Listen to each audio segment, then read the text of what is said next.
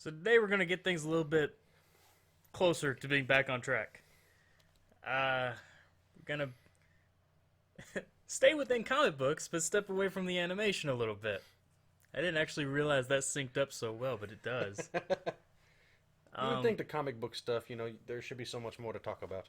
This is always my go-to. I got like 28 years of history here, so I'm Hey, good with that. you do what you know. Yeah.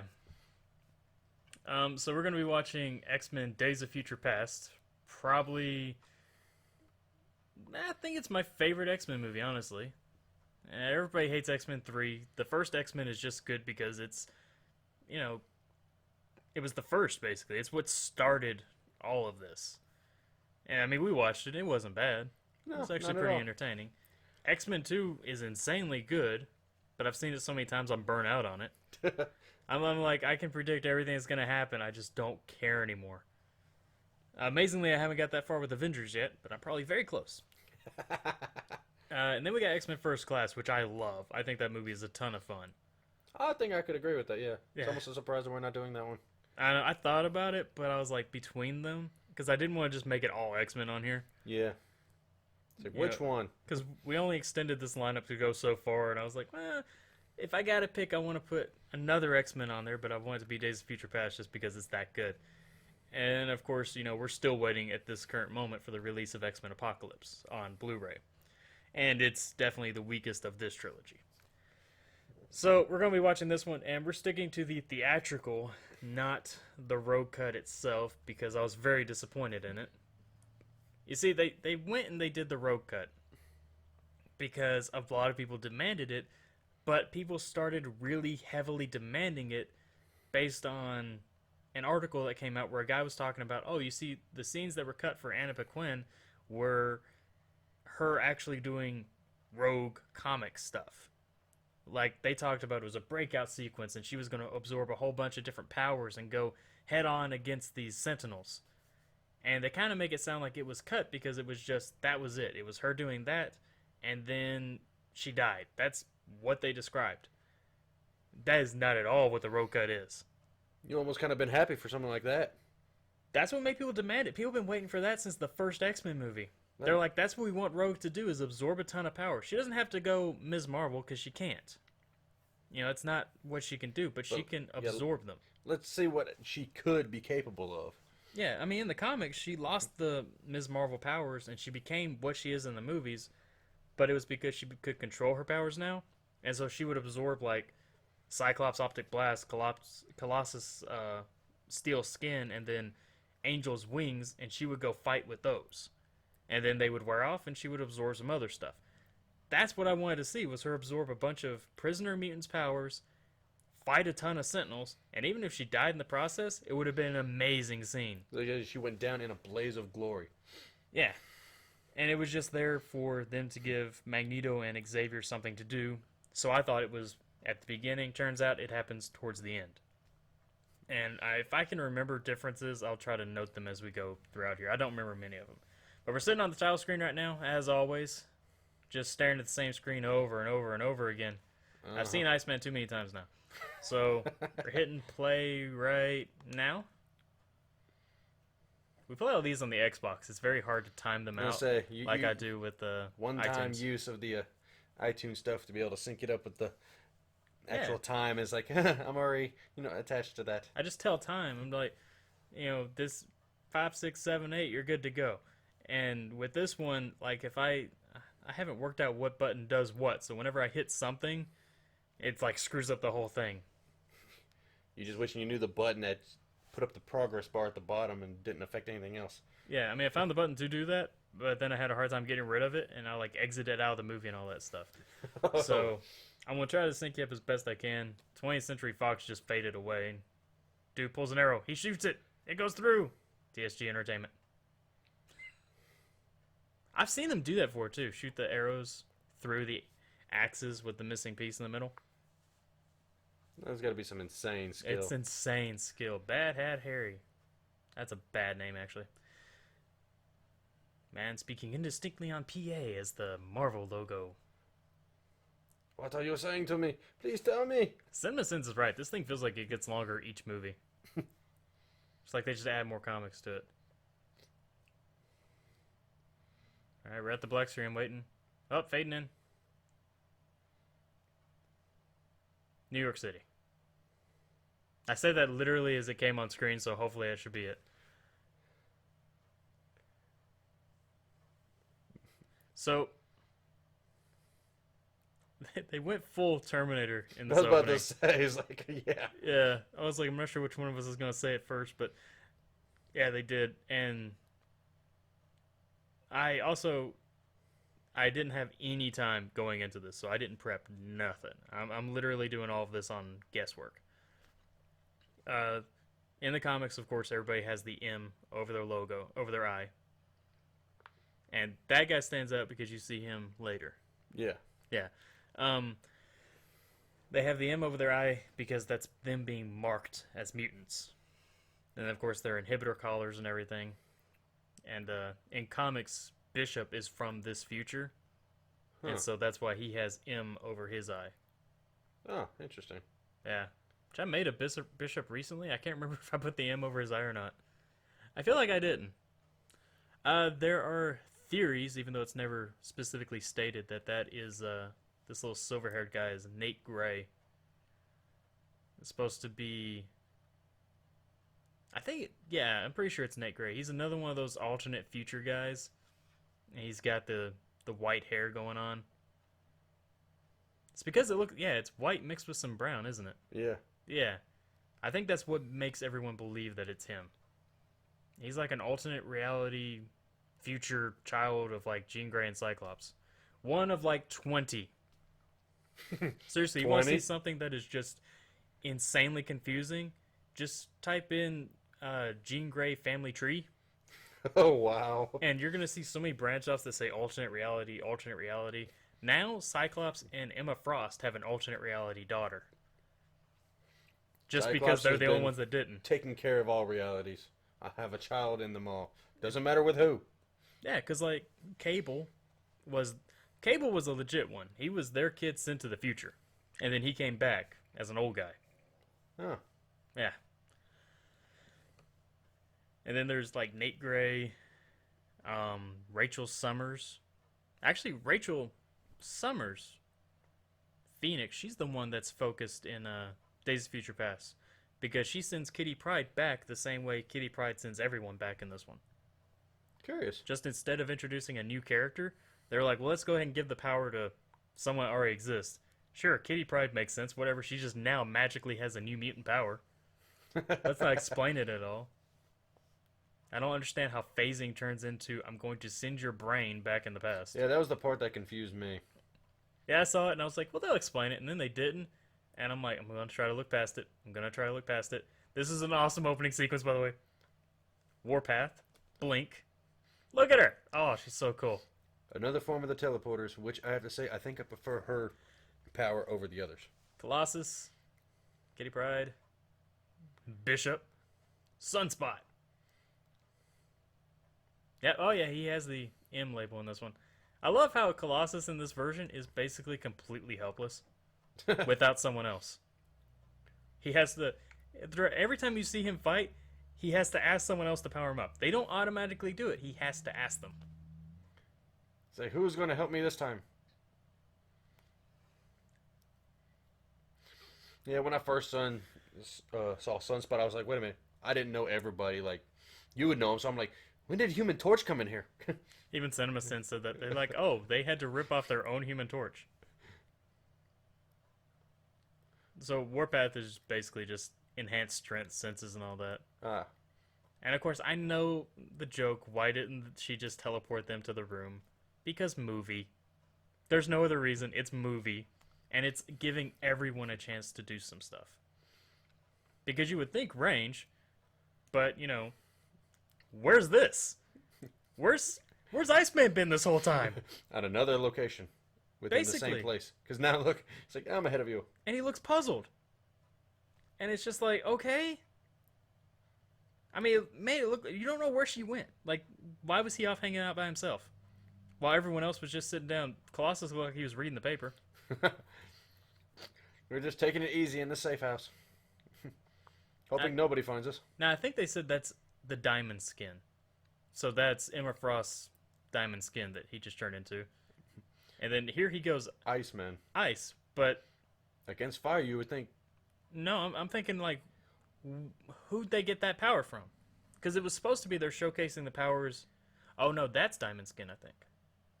I mean, just kind of look frosty. Yeah, I So, can't. mean, Each one was supposed to be from like a dead mutant, but like Iceman's the only ice-powered mutant.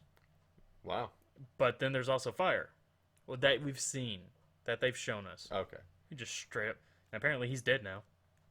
So even your hardened skin cannot withstand a blow from my fist. And then he's straight up headless now. So that means they took out Sunspot. They cracked his neck. So yeah, Sunspot, Colossus, Iceman, all down. These four are the only ones left.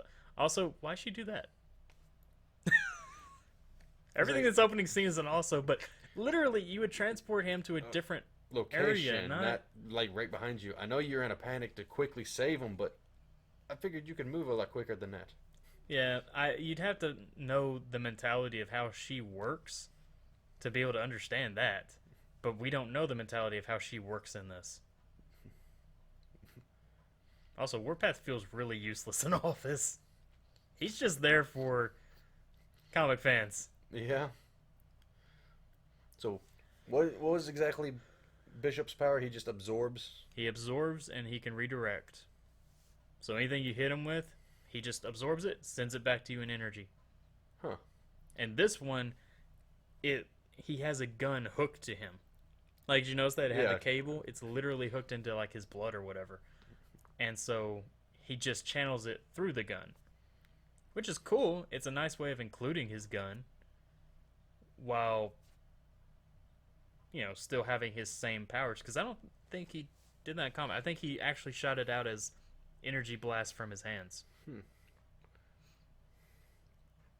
At first, you were starting to say that, I was like, kind of seems like it's a mix of Rogue and the Summers brothers. Just not to the same degree with the absorbing ability. Yeah, not really, but the same technical idea. Mutants over the years have all just become like, okay, we have these options, now how can we rethink it to do it a slightly different way? So it's like the Hellfire Club are super overpowered because they have all the abilities. One dude has the ability to absorb just any type of, I think it's kinetic energy. It just basically makes him stronger. I think that's Sebastian Shaw. Yeah. Well, it sounds like it. But they did him different in the movie. Ah, yeah, okay. Yeah, it's an X-Men movie. Everybody's different in some way. So we can't let them be exactly how we read them or wrote them. And they should. They just don't. That's the thing. I mean, even X-Men Apocalypse, most everybody's different. Apocalypse is a chump. It was really disappointing. Man, it's going to be Apocalypse. He's going to wreak all kinds of chaos. Oh, look at that. Went out like a punk. Good for you, man. Did you do anything? Oh, I didn't think so. So, Shadowcat, Kitty Pryde, has a team of, counting her, I believe it's 7 total people. It's her, Bishop, Iceman, Blink, Sunspot, Colossus, Warpath. That's everybody, right? Yeah, I think so. Xavier and Magneto now teaming up. It's just them, Wolverine, and Storm. We need no one else. I'm like, why didn't they get somebody? Just like anyone else to round out the team a little bit. How come Kitty Pryde gets such a huge team? She needs more help. I mean, I think they're playing it kind of like the idea that Xavier and Magneto kind of took who they had and withdrew a little bit, and have probably taken casualties along the way. Because I think one of them even makes a reference to those they've lost, and it almost feels more recent. But Kitty Pryde has actually been taking care of her resistance, and that's how come her group is so much bigger. That makes sense. Yeah. Yeah. Hey, he's got some whiteness there now. He's starting to get old. The healing factor is not keeping it back any longer. Well, it doesn't keep it back, it slows it down. So, like, eventually Wolverine, in every regard, will age and die. Because otherwise, the healing factor kicks in when you're young. So how does he possibly even look like he's in his 30s? True, true. Yeah. It took him much longer to look like he was in his 30s. And so now he's starting to look like 40s, 50s. God's seen some stuff.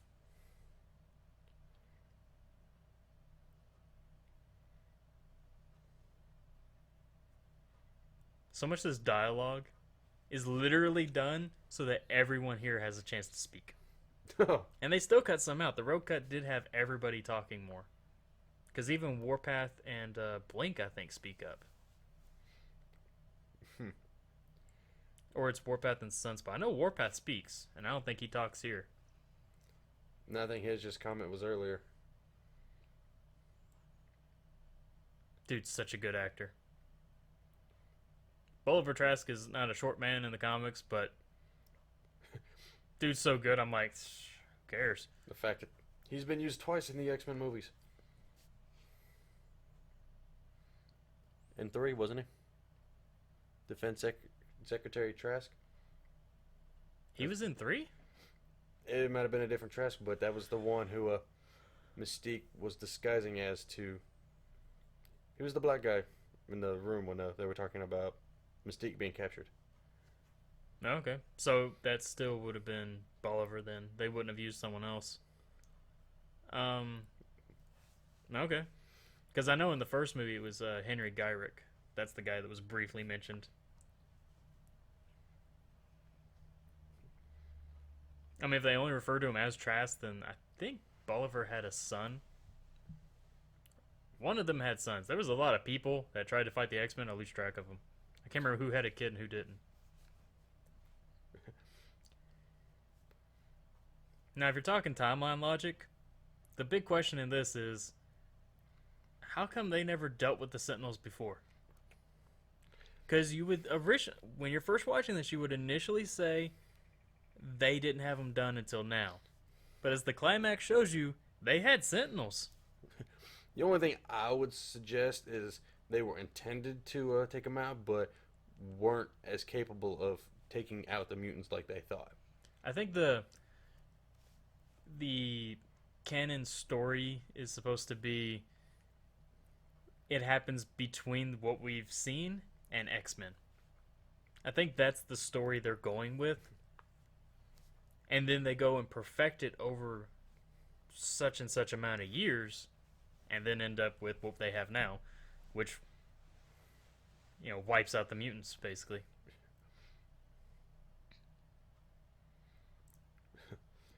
And of course, we have to use the idea that, oh, I can't send you back decades and all that because your mind won't handle it. No, just because in the end, if he goes back to his own body, this thing will be over really quick. Who? What? Xavier. Oh, no, actually, that's a solid concept. Okay. Everything in this is based on actual time travel logic. Oh, interesting. Yes. Who's the guy that made this movie? Crap. Singer. He talked to a whole bunch of time travel scientists, people, and all that about what are the most logical concepts. And one of them is that you can't time travel, but your consciousness could. So that it's to avoid that paradox. Instead, you're just put into your body, but nothing changes until you return. Yeah, until you return. So everything is still status quo, which is how come when he goes back into the past, they still have to maintain.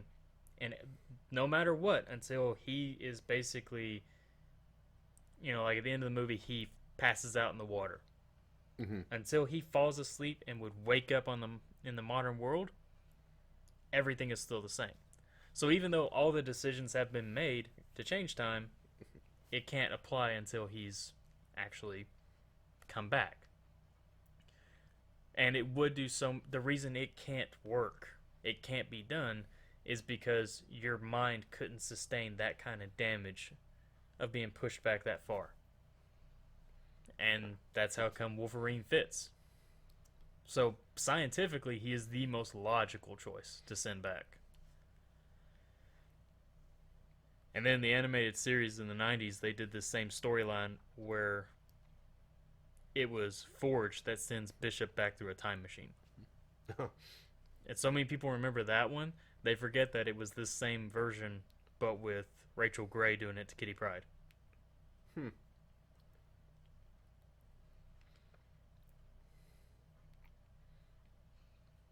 And they're also being sent to a very specific time. Like, it's literally 50 solid years.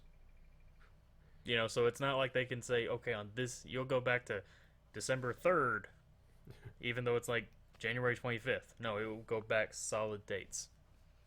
So that's how come he couldn't be like, hey, we're going to give you a year. Because also that would have them sitting there for a year. Even though, breaking logic once more, Kitty Pryde literally sits here for days. Whew. So how did your mind handle this? Because it's almost like she sees what he sees. No. Okay. I guess this is because when she responded to the Sentinels before about being too late, it's like, it didn't look like Bishop was awake. So how'd you know it was too late? I think it was supposed to be he was waking up. Because she doesn't make any comments about knowing what's going on. Yeah. I guess it was just that one comment. It's like, okay, so how did you know it was too late? Now, if like when he was about to get thrown off, if it cut back to her first going, oh my god, like panicking before it happened, then I'd be like, okay, she's seeing what he sees, everything is in sync. But because it never does that, and it's just that one moment, that just seems like a movie line. Dear God, this guy has so many veins. Look at those veins! Jeez! It's like every X-Men movie, he builds himself up bigger and bigger. We gotta really get these muscles out. And how old is he? Hugh Jackman? Oh, Hugh Jackman himself? Yeah. 40s, maybe? And the still thing is like, yes, I can still look that good in the 40s if I really tried. Have you seen Arnold Schwarzenegger when he tries? That dude was ripped at 50-something. Have you seen Vince McMahon? He is 70 years old, and he is jacked. So it just goes to show, age is just a number. Oh, if you're willing to put the work in, oh yeah, you can feel whatever age you want to feel.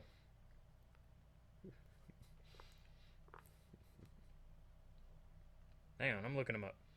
He's 47 at this current moment. He's also Australian, which is hilarious because he does Wolverine with like an American accent. And in the 80s, 87, 89, I think it was, they had Pride of the X-Men. Wolverine was Australian. I just found it funny. Yeah, because you couldn't bear watching that. See, I can't believe he's trying this explanation. Me too. It's like, I didn't sleep with her. Well, I did, but I didn't. That was the old me. I'm different this morning.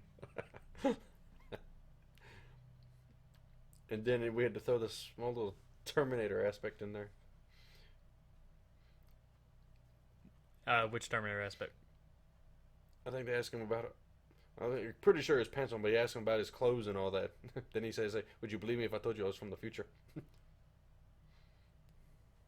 Was that a comment in Terminator? No, I think it's just the fact that they always had to be naked when they went through the... Well, that might have been one, but I'm pretty sure his reason was because he just slept with the girl. That too. Can't really do that with the clothes on. We're not going there. So anyway, and he has already gotten rocky. He should be flipping back and forth. I like the fact that it's bone claws, but this also screws with Wolverine Origins. When was that? That basically spanned the time to, I think they said it was set in the 80s, but they span a whole bunch of time before that. Oh, Vietnam War. This is 70s. Crap, I don't know wars. When was It's either Korean or the Vietnam. That's what they're doing in this. Okay, so if they're going into Vietnam like shortly, he should already be doing stuff with Stryker. Also, Stryker's way younger in this. Way younger. Yeah, so it really messes with all the timelines. I think in the end, everybody just kind of want to ignore Origins. Yeah, they do, but they still acknowledge it in some aspects. The paper he's reading, Xavier wrote it. Mm-hmm. It's what he's reading to Mystique in First Class. Yes. I missed that the first time I saw it. I was trying to figure. I'm like, wait, was this read in X-Men? Because I watch all the movies leading up to the new one. That's how I do it. It makes Avengers a real pain right now. Oh, that's a lot of. Because you go all the way back and you come all the way up. Yeah, this is the Vietnam, and this is near the end of it. So he should be working with Stryker right now, Yeah. or in a lineup with Sabretooth getting shot. One of the two. So I watched X-Men First Class first, and then watched Wolverine Origins, and then finished with the Wolverine because the end credits scene leads right into this. After I did that, I should have gone back and watched First Class again for the other direct lead-in. So I'd already forgotten about that movie I watched a week ago. There's just a lot of movies to cover. Yeah. Avengers, it's like, I watch them while I'm working. So by the end of I think it's like a week and a half it takes me to get through them. By the end of that, I'm just like, oh my god. I don't even want to see any more Avengers movies.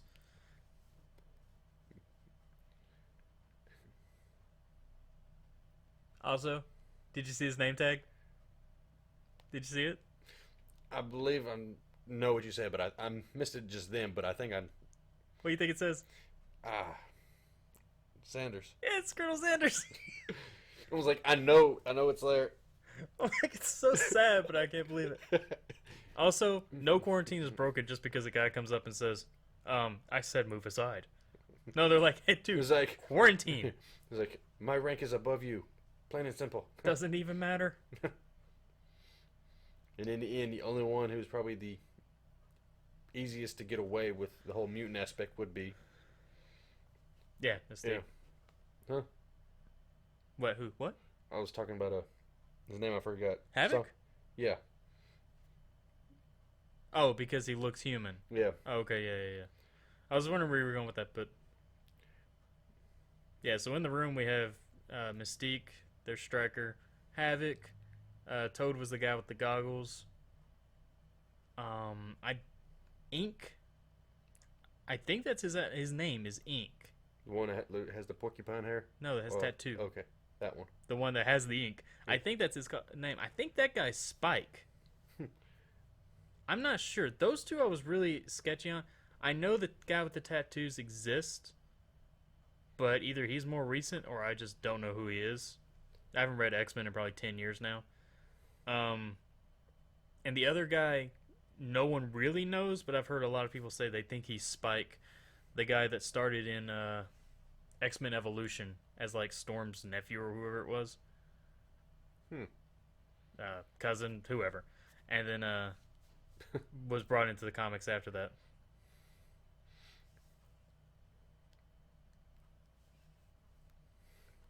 It's like in the few years since First Class in here, Mystique has become the, assassin she always is. Got much better. Well, I don't know if she's full on assassin. I think this. But I mean, oh yeah, she's not because her first kill is Trask. well, I mean, She's What do you mean, become her? a better fighter. yeah. Yeah. I love how they do the time jump and they're just kind of like, things happened. Everybody's kind of getting closer to where they're supposed to be.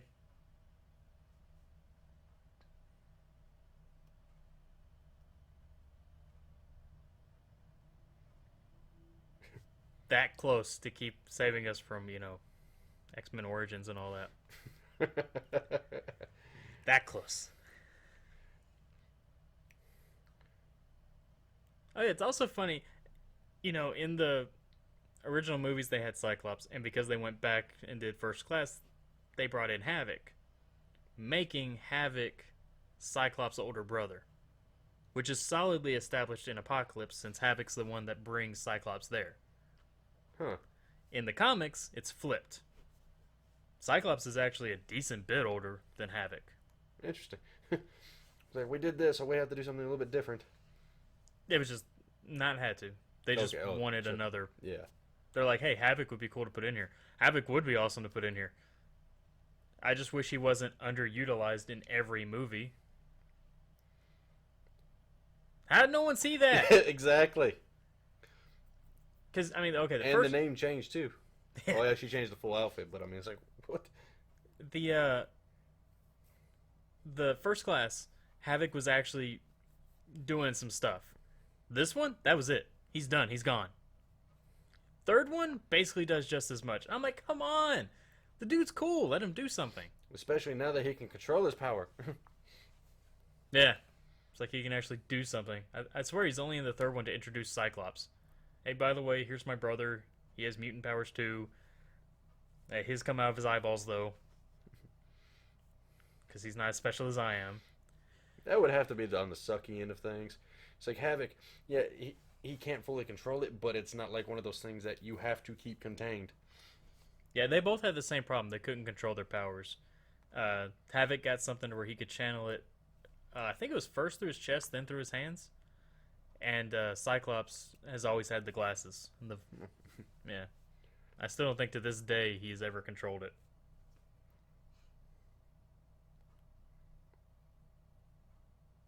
Also, it's funny how it took 10 years and the school just fell apart. Everything was so great.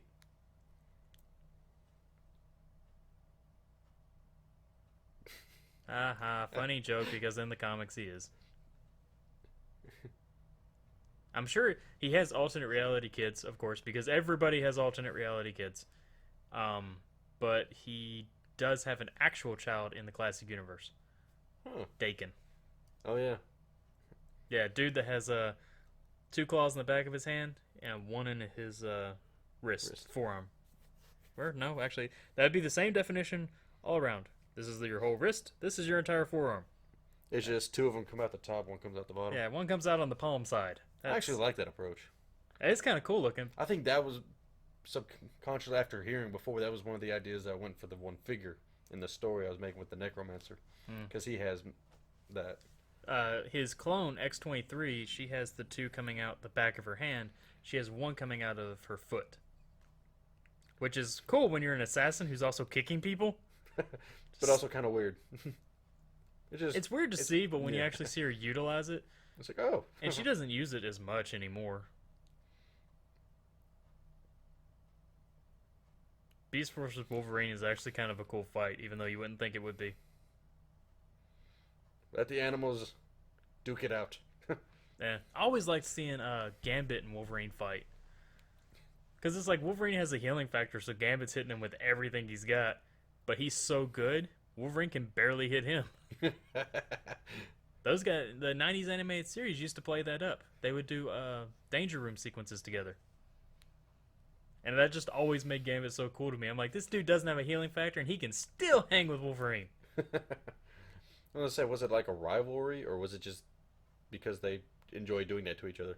It was just fun training. It was basically like they were the... I think it was always supposed to be Gambit like training with Wolverine because he had to be better just to get good enough to kind of stand a chance. Wolverine knew that it was easier to train against Gambit, who was harder to hit, so it made him advance better. That was my understanding, and I swear I saw a comic that explained it, but for some reason I just see those two just able to just take it to that level or whatever. oh, there's always a version where they didn't like each other.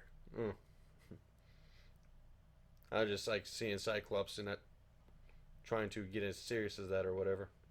Cyclops and Wolverine fighting is always actual intense fighting. Age of Apocalypse took it all the way to the point where Cyclops blew off Wolverine's hand and Wolverine cut out Cyclops' eye.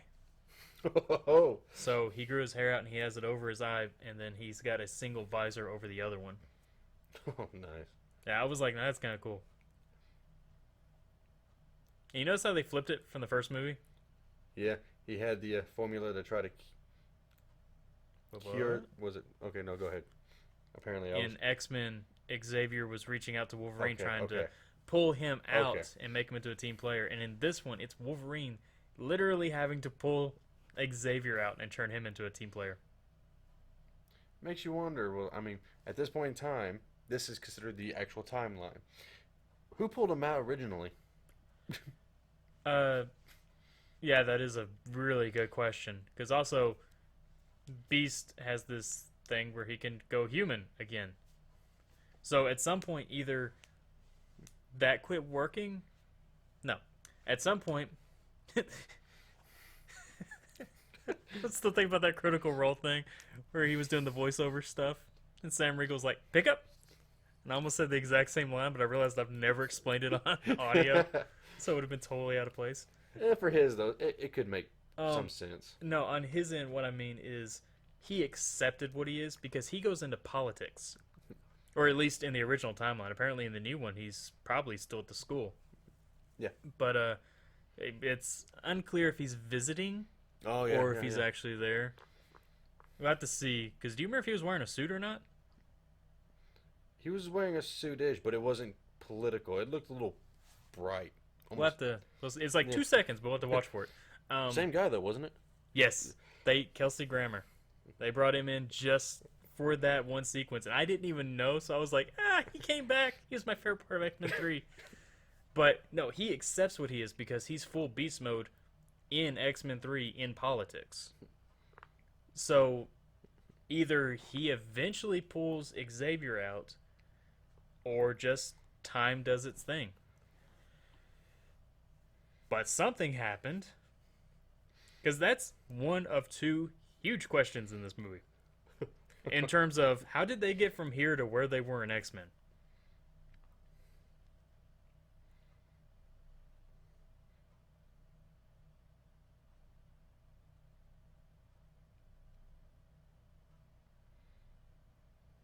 Lost Eric. He lost Raven. Lost his legs. Then he lost everybody in the school. Granted, that's a rough life. You lost the girl that's basically your sister, that you've been close to your whole life. Someone that became a Your close friend. best friend. Eric was literally his best friend, even in the movies. So he's gone. Then he got crippled due to both of them, basically. Starts the school within one semester. The entire school is basically emptied. Yeah, the one thing he's like, this will be my purpose. I'll finally be able to reach out to people and do good for mutants. Gone. It's like, I'm done. And it's just fine, he's got something, and it's literally he's on drugs now. He's doping up to quiet the voices in his head. I was gonna say, it's just like, That feels like a real life thing. I was gonna say, he's basically taking the same thing Beast is now to makes control no the sense. mutation. How does mutation drug fix the spine? Yeah, that was the thing I was thinking. I can understand, you're sealing out the voices and all that. You're getting rid of that power, but yeah, how do you get your legs back because of that? These things do not go together. This is 2 + 2 = 5 going on here. Flashback to the first movie. Where the kid just basically says, hey, take free reign of the house. My parents will not care. Also, you can stay here. I make decisions in this house. Obviously. It's like, I always got a kick out of that scene. I'm like, you're not running this by mommy and daddy? Can you already change people's mind? Are you just going in and being like, you want her to stay? I want you to stay. you gotta admit, he even at that point, he seemed to be kind of well versed in his power. Yeah, he knew his power. So I've always wondered if he did just convince his parents that she should stay, and he really did run his home. In which case, he is a horrible child, and that's a Twilight Zone episode, straight up. Seriously, I think there's a Twilight Zone episode like that. This is the other one. How does the man suspected of killing Kennedy, was it? It was Kennedy, right? Yeah. Okay, suspected of killing Kennedy, get out? How? Tell me how. I want a theory. I want to hear your theory on this. Get out? How does he get out of that and get to put together his own team? No metal. He can't break himself out. Someone had to do it. Mystique doesn't care about him. Okay. Yeah, true, yeah. Yeah. Well, you were going to say he has powers, weren't you? No, at first I'm thinking about what's going on here, and I was like, wait a minute, this is back to the same thing we're asking about him who breaks him out. Exactly. The only other thing would be he pulled himself out of a funk, or somebody did, and they went and got him. But I don't. Yeah, so why would Xavier go get Magneto? And then something happens in the next, it's supposed to be 30 years, that turns him into running out to be the Brotherhood guy again. The only other option I could see is that Mystique actually went and got him. Yeah. Because, I mean, they did turn around and try to go back. I mean, I guess Yeah, Mystique may actually make sense in that case. that does, because in the end, she loves him, and that's clear through 1, 2, and 3. This one just makes it seem like they had a rough patch. Well, actually, up to this point, there's no problem. It's later that causes the problem. So, I thought at this point she, like No. when she first meets him here, I could have swore she hates him still. oh no. Oh, okay, so it's later. Yeah. All right, we'll see. What was I gonna say? Oh yeah, they didn't prep Wolverine at all. He was not expecting to see Xavier walking. He was not expecting to hear that Magneto was locked up. All they said was the words we saw. I was in a very different place. I was a different man back then. Yeah, and That's where's- complicated. Oh, they were separated. It's complicated. They're separated and it's complicated. No, let's not be like. Here's No, what actually, you I think need to know. they They don't did tell actually tell us on screen, but he seemed to know that he was locked up. It was the reason why they didn't tell him. Because he said, okay, it's like, where are you? And you'll need me. He said, where are you? It's complicated. Which suggests that they did say something. No, it just says it's complicated. That doesn't tell us anything. Well, he did turn around and tell he's like, do you know where he's at? It's like, yeah, I know. Oh, okay. So I Yeah, missed I think the it's part the where reasoning, he just yeah. says, okay. Okay. No, I missed. I wasn't looking at the screen when they said that then. Like all of these. And that was your confirmation about all these dead people from First Class. You remember Emma? She did. Remember Pixie? She did. Banshee did. Pixie. I thought they called her Angel in the movie. Oh, that's right. She's Angel. That's right. Pixie's a different one. She has you the would pixie imagine, wings. yeah. It's That's like, when she said Angel, I was like, no. yeah, Angel exists in the comics, and that's who she is. There's a different mutant called Pixie. She has pink hair. I confuse them because of the pixie wings. It's easily understandable. Yeah, I almost wanted to call her Spitfire just because. that's a totally different character also. Oh, She's a vampire. okay. Trust me, if it exists, there's a character. They found him real fast. Well, as he said, he knew. So if he knew him, why didn't he ever join the X-Men School for the Gifted? Who knows? It's Wolverine knew him. That's all we know. so many things that don't make sense. Wolverine accepted being at the school. He knew a kid that's a troublemaker. Wouldn't he bring the kid in? It's possible that it was after he met him afterwards. He just said he knew a guy. Yeah. But how would he know his history so well? Knew where he'd be at this point in time? It sounds a bit too... I know of him in this recent moment. Actually, that's when they was talking about needing to find him. That's when he said Cerebro wasn't a option. It's like, we got a phone book. Yeah, no. It's just... That's supposed to be how old they are. They're that old, they have phone books. Man, I still have phone books. Not as useful. Yellow Pages are, though. Alright, so a cool little tidbit. This guy, don't remember his name, was in Kick-Ass. The guy that played Quicksilver in Age of Ultron was also in Kick-Ass. And Interesting. yeah, they were the best friends. The other guy played Kick-Ass. This Okay, was yeah, one of that's his what I best thought, friends. yeah. Yeah, this was one of his best friends, and I just thought it was funny that both guys, two of the guys from that same movie, They're playing the same character. got cast the same character in different timelines. And apparently Quicksilver and Scarlet Witch fall within that rule that Marvel and Fox both own rights to them as long as they show them in specific ways. Huh. And I think, personally, what I think is that their agreement that they could each use them came based on the fact that they could each take one. and that's how come Quicksilver got to show up in Age of Ultron but die off. Scarlet Witch gets to stick around, and Quicksilver gets to be ongoing in the X-Men movies. And because everything I've been hearing about Scarlet Witch showing up is all in the purpose of she's a one-off. And I think that's what it was. They each got a one-off, and then they got to keep the other one. I don't have anything confirming that. That's just a theory, but It makes sense. yeah. And I'm surprised. Well, okay, we're walking the Pentagon. Two guys just walk off. It's perfectly fine. That's because everybody else sucks at their jobs. You saw, he was not looking at that camera. No. Well, there's a lot of cameras. Yeah, it was just timing. He happened to not be looking in that general direction. And also, all the security cameras got messed up, so even in the 70s, we're not supposed to believe the fact that they would shut everything down. Katie had been assassinated at this point. They're all over this stuff. Yeah. That is just way too much silver. I mean, I just get really it. want to apply the name. Yeah, he's Quicksilver. They have to have something implying the name, but That was it's way still too much. kind of funny. And this kid, he's just truly looks like a kid. Doesn't stand out to anybody. Nope. I guess they just run. He's walking down this thing. It's okay. Because you got to figure, nobody's going to be just walking down this hallway. Yeah, but also, it's still the Pentagon. Yeah. They're supposed to question everything. I don't recognize you.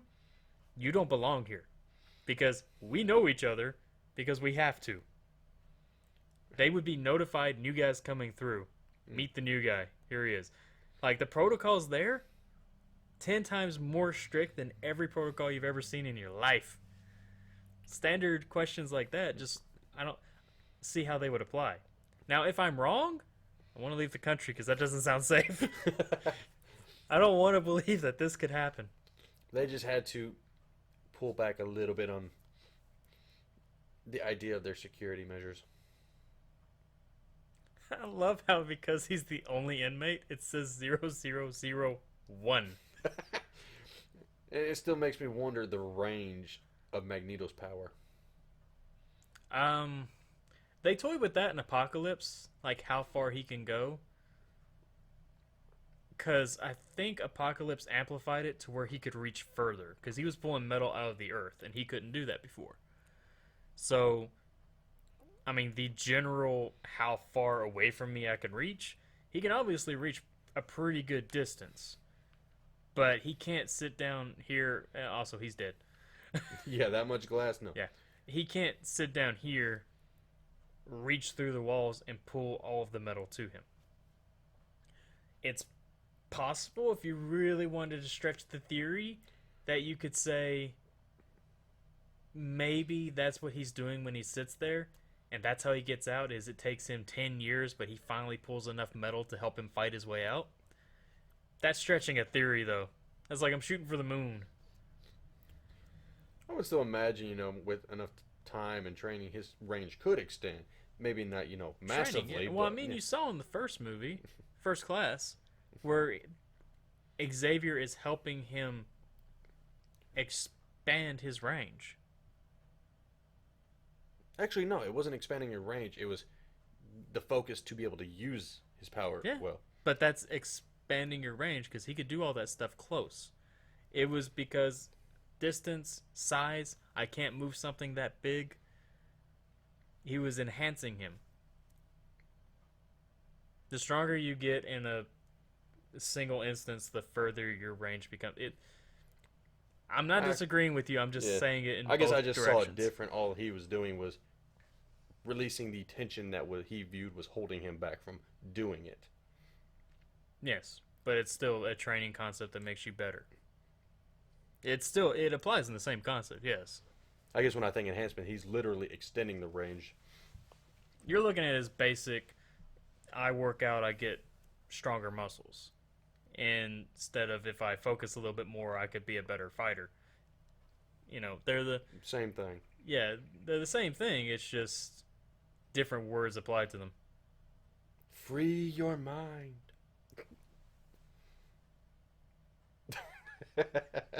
Security's super laxed.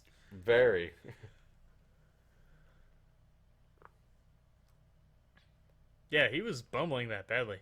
It's like it's one of those times you want to go back to the Thor thing and say silver tongue turn to lead. I know most of the time he just controls the mind and he's done with it, but still.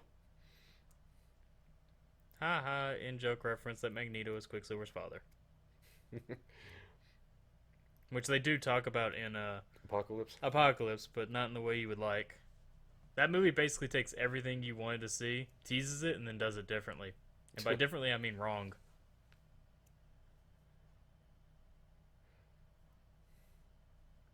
Yeah, you think he'd be a little bit more surprised that he was walking. He's just kind of like, oh, you're walking. Okay.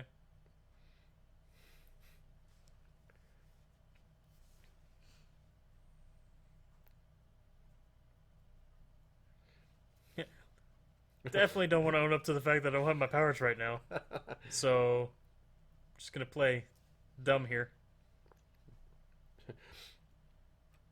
The concept that they have glass guns in the 70s is extremely absurd.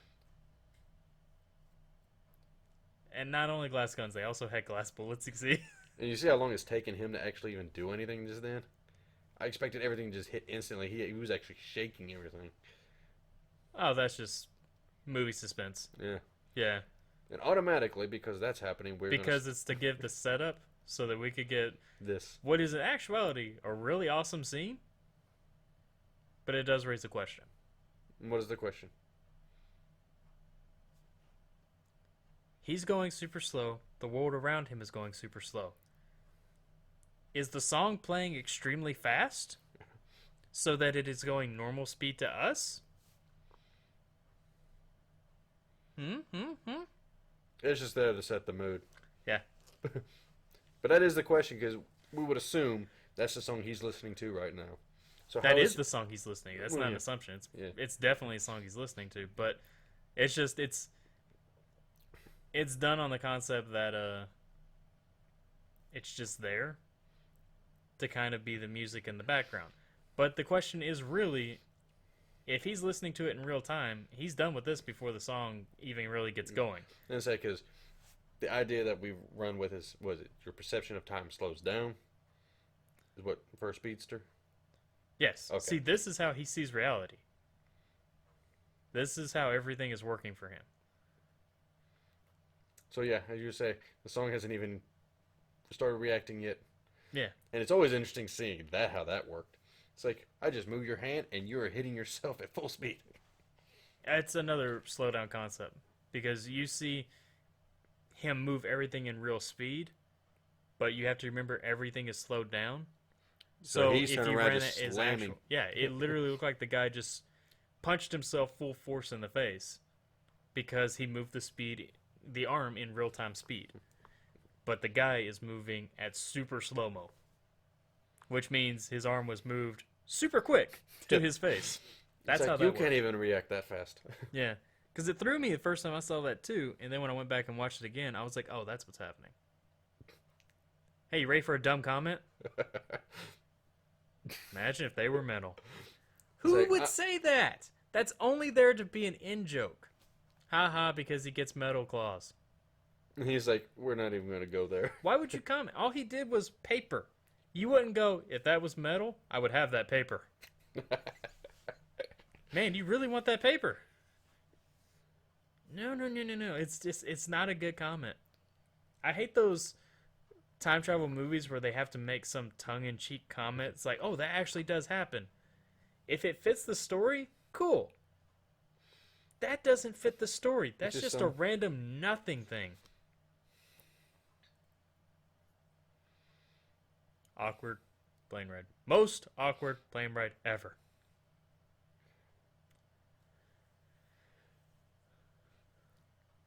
Even if your treatment affects your DNA does not affect your spine that directly. Actually, not that directly. No, the phrasing he went with, the treatment that for affects his spine affects his DNA. So it's actually the opposite way. But I thought, those concepts still don't go hand in hand. but I mean, it's like it was something made for his spine that affects the DNA. When Hank said basically he's giving him his potion, his own serum that allows him to control the mutation. He's like, so Yeah, it's two different things. No, it's his perspective. Yeah. He doesn't care about the mutation. He cares about his spine. So he goes, it's a treatment for my spine. It happens to make me not a mutant also. Whereas Beast is like, no, it's a serum to prevent the mutation. That's what it does. It happens to help your spine also.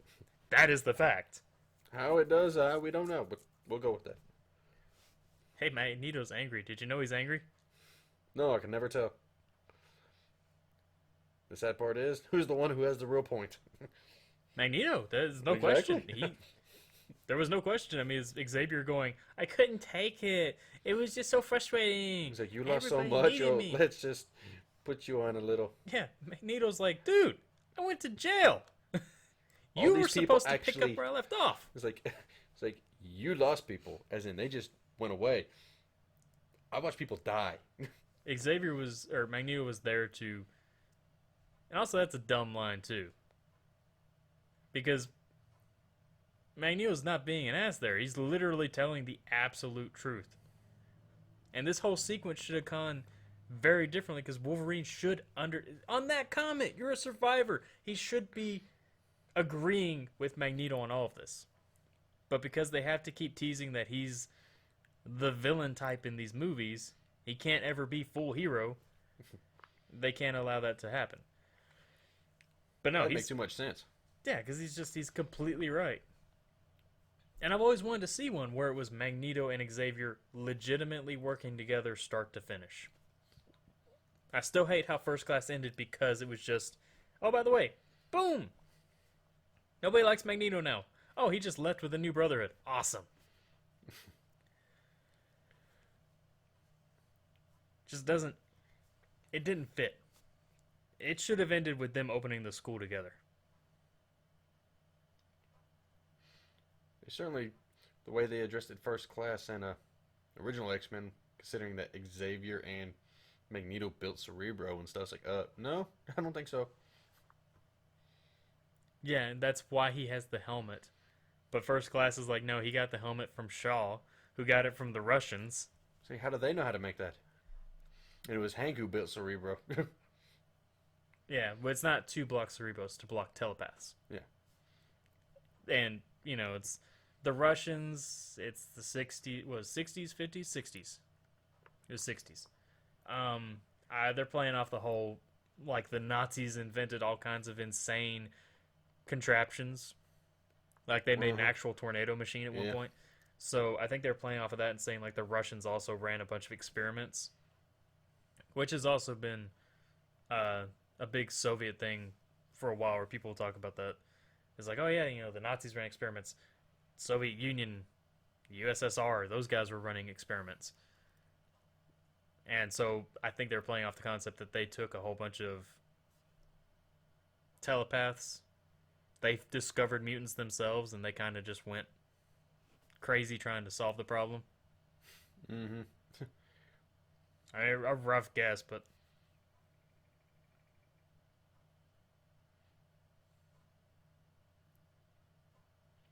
I agree with Cinema Sins here too. It's not realistic that everyone would freak out when they see Mystique like that. Cinema Sins' concept was that most people would still be like, nah, I'm game. And they just wanted to hear someone call her on it. I can understand surprise at first. And maybe him, freak out because big time of, mutant chaos and everything. But the later movies? Nah. Someone should be okay with it. Especially in these days. I would like to judge the fact that most people being surprised at the fact that she was somebody else apparently just a few seconds before. Yeah, I mean, I can understand that surprise.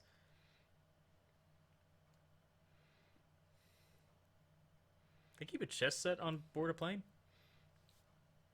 That kind of plane? Who knows? Hey, it's just interesting to think about. They keep a chessboard on there.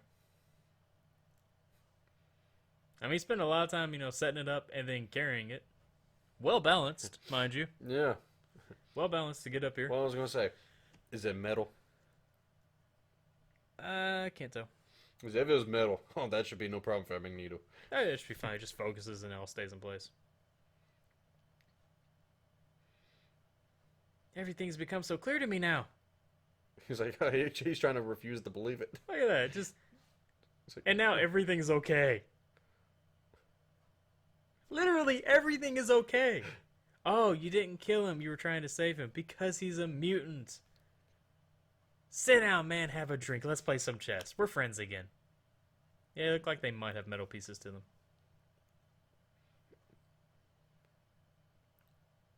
And I bet you by the end of this movie, he's going to be back in that villain spot again. Because no, he can't stay heroic. Drives me nuts. I do like seeing the future versions where they're teamed up, though. That's cool. It's like we finally accepted the reality. Yes, they're coming after mutants. We must work together. There's no more Mr. Nice Guy to this. Yeah, oh, that's always been the cool concept of Xavier and Magneto. Essentially, they're both good guys. The only thing that makes Magneto seem like a villain The method. is because we're not mutants. That's it. Now, he was, a Brotherhood of Evil Mutants for years, and then they were mutant terrorists for years. But once they redid the history and said Xavier and Magneto were once friends, and then he broke off and made the Brotherhood of Mutants because he wanted to prepare for the inevitable war, and because mutants were the dominant species and they were going to control the world, they're in the next step, and he wanted them to have that spot and be prepared. And Xavier's like, no, I want balance between people and mutants. I want us all to coexist. To mutants, Magneto is your savior because he's looking out for your future beyond everything. That's why he eventually teamed up with Cyclops, because Cyclops was like, so we have an island. It's called Utopia. It's for mutants. And Magneto's like, well, Genosha's gone. So I'm in. Because Cyclops was looking out for all mutants at that point. He was making decisions for all of them. So the only thing that made him a villain was, I'm not a mutant, so he's not looking out for me. Mm-hmm. It's the Man of Steel thing. Zod's only a villain to humans because we're not Kryptonians. But to all Kryptonians, he is their absolute savior because he is willing to fight an endless war and terraform a completely different planet just to give them a home.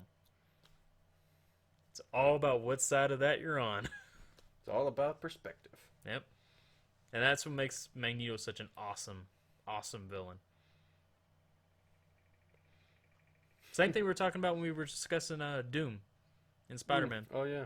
The fact that in the best incarnation of him, he just wants to conquer the world. But he will be there to protect his people, hands down. Because they are his people. And they'll worship him like a god, and he's totally cool with that. But he will make sure they are taken care of. Yeah, he's a villain with depth, which are the best villains. I can just see this too. It's like, okay, United States didn't like my idea. Well, I'll just interact with others. Technically, it does make sense Yeah. because he's looking at it as like, well, the United States doesn't buy that we need this. Well, screw you, we need this, so I'm going to present it to everyone until someone understands that we need it. It's not so much treated as a selfish concept. Yeah. It's more so treated like he does want the prestige, but But it's almost like Magneto. He knows what's coming. yeah, It's like, I am going to be prepared for this. it doesn't feel like it's a selfish, greedy action. It feels like exactly that Magneto concept. Yeah. He wants to be protective of people. But because we're cheering for mutants in this, he's the villain. But if we were watching this from his perspective, We'd be cheering him. we'd be cheering for him. I still find it's like the best way to convince everybody is that there happens to be a mutant in place. Yeah, What a coinky dink. everything just worked out nicely for him there. Otherwise, it's like, so this would work. We just, gotta get a mutant around. Everybody knows a mutant. And also, seriously, if you watch this from his perspective, this would be his first interaction with a mutant, and it's literally an assassination attempt. What a way to go. So you would be like, oh my god, they're trying to kill him.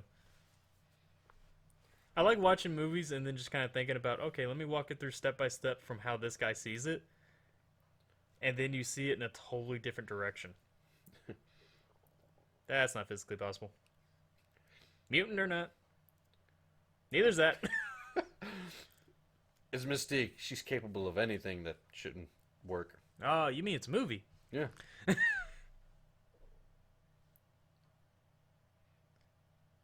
at how dumb Stryker is. Hey, what do you guys want? Oh, God. It's like, He's like, oh my God, you're a mutant, you're a mutant, you're a mutant. it's like, Oprah's just giving him out like crazy today. and the funny part of all this all starts. He's already been on the bumpy road with getting shot at and stuff. Yeah, but now he gets full on triggered. It's like this right here, seeing a name tag, sends him off. Because it's in the movies the most traumatic experience of his life. I mean, literally the most traumatic experience. This was. Remember how Origins described it? The procedure should kill you, but because you can regenerate, It's just going to be the most unimaginable torture. Yeah. I mean, you imagine something that is going to rip you apart and kill you. And it would probably kill him 3 or 4 times over. I wanted to think by the time he, the future self, he had finally got around it and moved on. But now he's like Batman. Still can't get over the death of his parents either. I was actually going to say somehow the younger mind just registered that trauma. It's like, oh, that's mine. It registered that, and he's panicking. No, because the younger mind doesn't remember. Yeah. He doesn't know anything that's going on right now.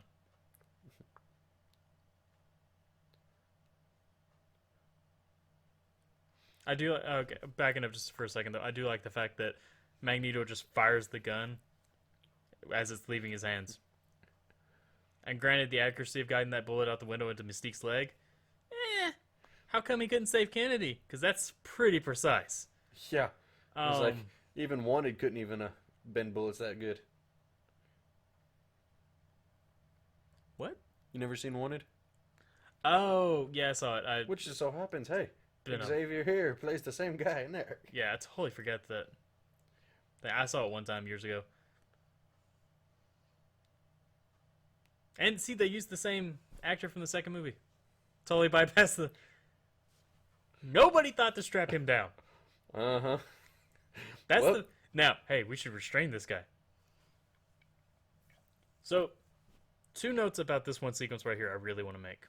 Outside of the fact that Bryan Singer is one of the guys holding the camera. One, out of all this crowd of people, she transforms into the only black woman there. Talk about standing out like a sore thumb. 2, she just keeps walking as she was. You're limping. You're gonna stand out like a sore thumb. Also, Magneto can feel the metal, so he's pulling the bullet It's like, from your leg. you have a random, metal piece in your leg. But at least there was a chance if she went into the crowd. She has a chance. But because she stayed in the open, didn't matter who she changed into. I don't think she really had that kind of time. She could have tried, though. I'm not talking about, like, where she had time. I'm talking about trying. She was literally walking straight. And as you saw, Wolverine didn't know Beast. So, kind of, yeah. This was literally just them trying to get a Beast versus Magneto fight in there somehow. It's like we have finally returned. It's like the young Wolverine has come back. But we don't know where old Wolverine is yet. He has not gone back to his original body. He's hanging on somehow. Yeah, he's still... I think it's like he's supposed to be lost in time. And she's trying to put him back. Because if he comes back fully, everything that he's changed up to this point, it continues on its path. And it takes effect in the real world. They can't have that happen because they don't know where they'll be. And I think that's the rule, is he's supposed to be lost in time at that point. Like I said, they verified all the time travel stuff as scientific before, with one of the scientific profiles. They wanted to try to make this as realistic as it could be. Yeah, as accurate to a time travel rule as it could be. so that it was more of a believable concept, even though time travel in itself is still a struggling concept.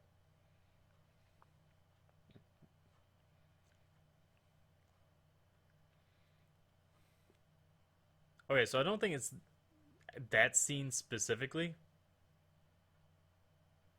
You can see his imagination rolling right there. He's That like, creativity was kicking in. He was like, I remember you. make a mental note of this. Oh wait, that one. I think that's Bryan Singer right there. Huh. Yeah, because it's supposed to be the first guy to record a mutant. Huh. Hey, check out the new display. It's blue and furry. At least Mystique got smarter on that one. Let's choose an older appearance that looks like he has a cane, so the limp makes more sense. Yeah. Okay, but I don't know if it's that scene particularly. I started to say this and I got sidetracked. But about this point in time here, he should say something about her being pretty hurt. All right, so she says I got him. This is about when they decide to go for Rogue. Huh. Because that's why they go for her. Kitty's too hurt to continue. And they're like, we need something else. And they're like, absorb her power yeah. so she can do it. In this version, I didn't notice it when I saw it in theaters, but there's a shot later on in the movie. I think it's right when the Sentinels are coming in. If you look in the mirror that's off to the side, it's Rogue. Because they forgot to edit that part. They forgot to scrub her out. So you can still see her there. I never noticed it. Because I was paying attention to, whoa, Sentinels. It's Nixon. I always find it interesting when they get people to play these like presidents and all that, how accurate they actually can get. I don't think this one's qualifying as Well. insanely accurate. I thought so, but everyone else always said no. Yeah, it's And just like the then one they in did Doctor the- Who. Haha, Nixon recorded everything joke. So because he has to say Yeah. off the record.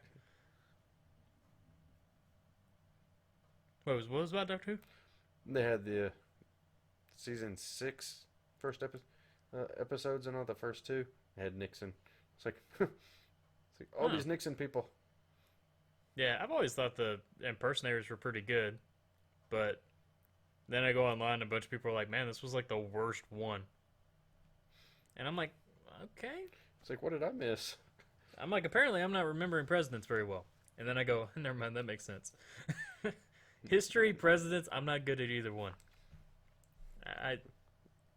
Well, modern history. You took me to like Rome and things like that, ancient history, I was good at that.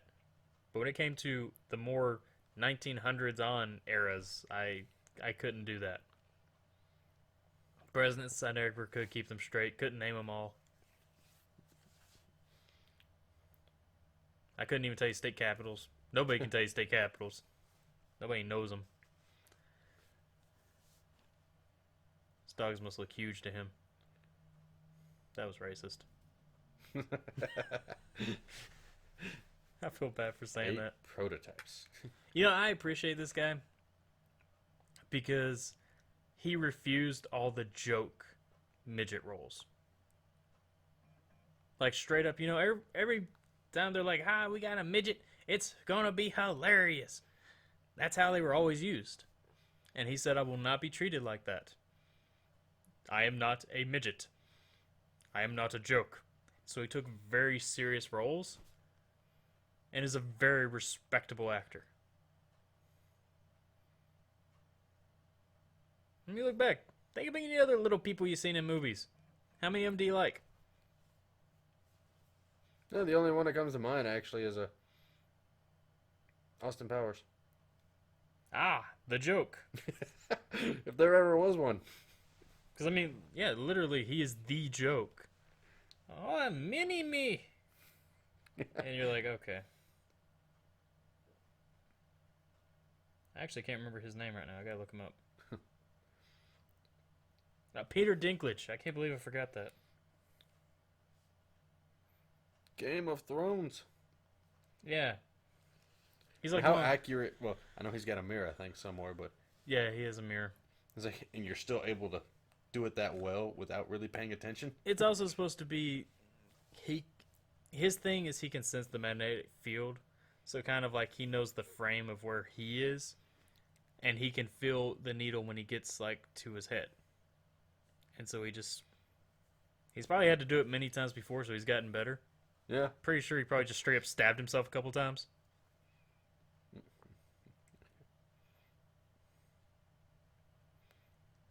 Here's another question for you. How did she know he was going to be there? How? Everything about this was completely random. Nothing about this stood out. Well, I guess they tried to give us some Yeah, they tried idea to there. How did you find me? their cop-out answer. You trained me well. Good And for if you. you think about it, she's meant to be trained as an assassin. Be able to keep track of him and all He that. didn't train her as an assassin. She wasn't trained as an assassin. She killed, and then she went on. In the movies, I don't think she's actually assassin. I don't remember seeing anything about her that specified assassin. In the comics, straight up assassin. Like she is, solidly. But, In the end, I think that's probably just the idea they want to make you think. and no, well, they don't do anything here to make you think it. I mean, it's literally just first kill, she went on to kill other people, that's all they say. You know, nothing about her specifies assassination. Nothing about her specifies training of an assassin. He taught her how to fight. He taught her how to, like, survive. That's what he taught her. And yet I still don't see him being able to teach her that. The way she fights. Nah, she probably, well, she would have had, well, she's had 10 years. She's been separated from him for a while. Yeah. When was Candy killed? 63? 64. I'm not sure. Okay, one of those. Either which way, this is the 70s. They've been separated 73. So nearly 10 years. Yeah. So she's done a lot of learning on her own. Don't know from where. She probably just went out and beat a bunch of people up. Because part of her mutant shapeshifting ability is she can be as limber as she needs to be. And when you can do all that, you don't have to train a whole lot to know how to kick somebody in the face. That was always the part that was curious to me about her powers. Like, she could basically copy everything down to the molecular level. How did she know how to do that? How is her body able to figure out, okay, this is how his eyes register and all that, so you can use the scanners and all that. Well, yeah, those specifications, how she can exactly copy those things. Yeah, that's a tiny little detail where you just go, movie. But as far as like how did she learn to do those kind of changes specifically? Yeah. Same way you know how to do anything you know how to do. She grew up. This was puberty for her. It hit, you adapt. You learn how your body works. That's how they explain everything with mutants. Is you can do it because it's just another part of you. It's another thing that you had to do.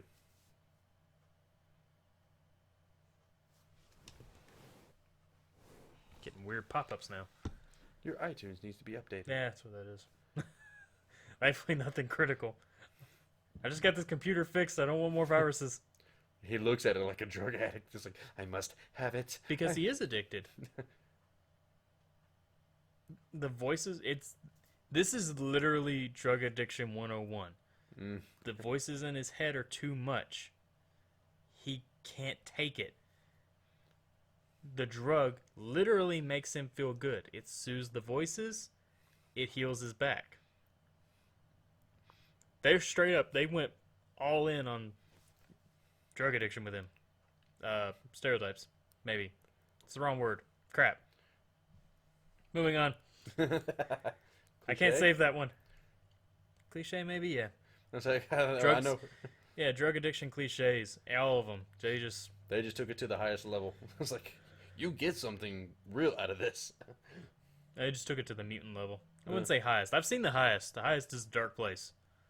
Let's not go there. They literally gave the chair a big reveal. It The had fact that the chair like that was okay. We're in the It was- 70s and we have a chair that looks like that. It was all dun dun dun. Magneto probably made the chair for him. It looked metal. Hmm. I would not be surprised if that was its backstory. I can't remember if he had it in the first one. No, I think at that point he. I don't know.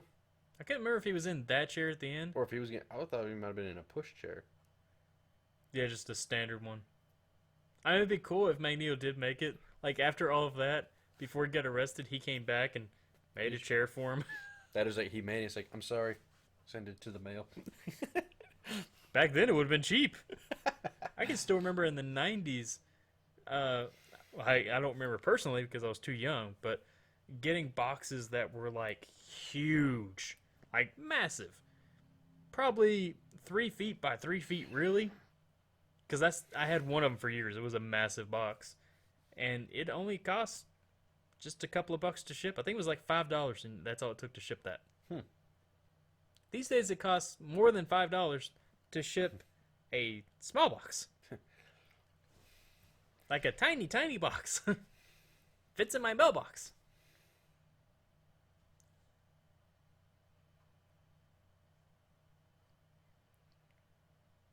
And his argument, too, makes sense. He doesn't understand, but he's trying to understand. And he wants the same thing. He wants peace. But he knows what they're capable of, and he wants to be prepared in case that doesn't happen.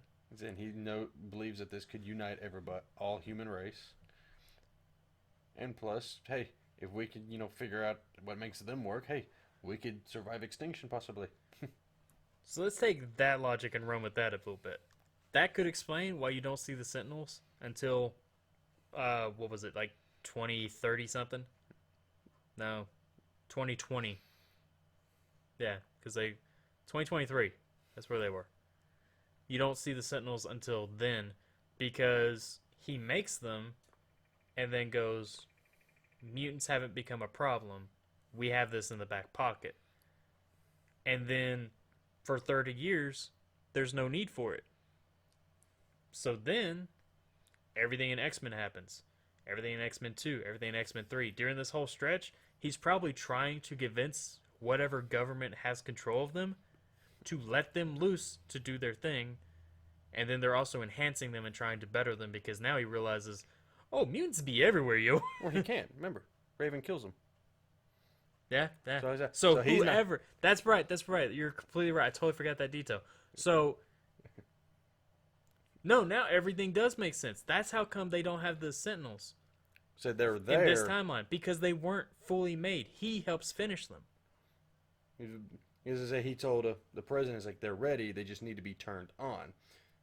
Ultimately, they probably could have been turned on, or well, then again, no. They get sent and put under the control of a government or to whoever takes over his company. And they spend the remaining years making it better because everyone does. Every company, when your main guy that's been thinking of everything, he goes, whoever takes over has to redo it all. That's just how it works. Like, here he's pushing because of the whole mutant thing. Raven killed him, and then she was taken by that group. And so they just start from scratch, and they rebuild, and it takes them 50 years to build what you see in this movie. And the thing that he used to get them turned on now didn't happen with all of them coming to save her, making the big exposure. Yeah. The next part is, I don't know, we've talked about it before, Mystique being able to help the Sentinels do what they do. Because we've gotten the whole fact, with her transformation ability, she can do that. Yes. But it was the idea of absorbing. That's what Rogue's for. Yeah. That's where they go and they free her from. They put Mystique and Rogue's DNA together in the Sentinels, so it uses Rogue's blood to retain the powers that it needs. All of the DNA powers. It absorbs all of them. And they contain it into each Sentinel. It uses Mystique's mutant power to shift between them. That's why they're made the way they are. But you don't see it in this version because I think that was the question we kept having until it's like, oh, here's the Rogue cut. I didn't really have it as a question. It was just like, oh, okay, I guess that was the thing then. Because I always just looked at it as like, well, it's they use mystiques to shift through them, and they store them in a database.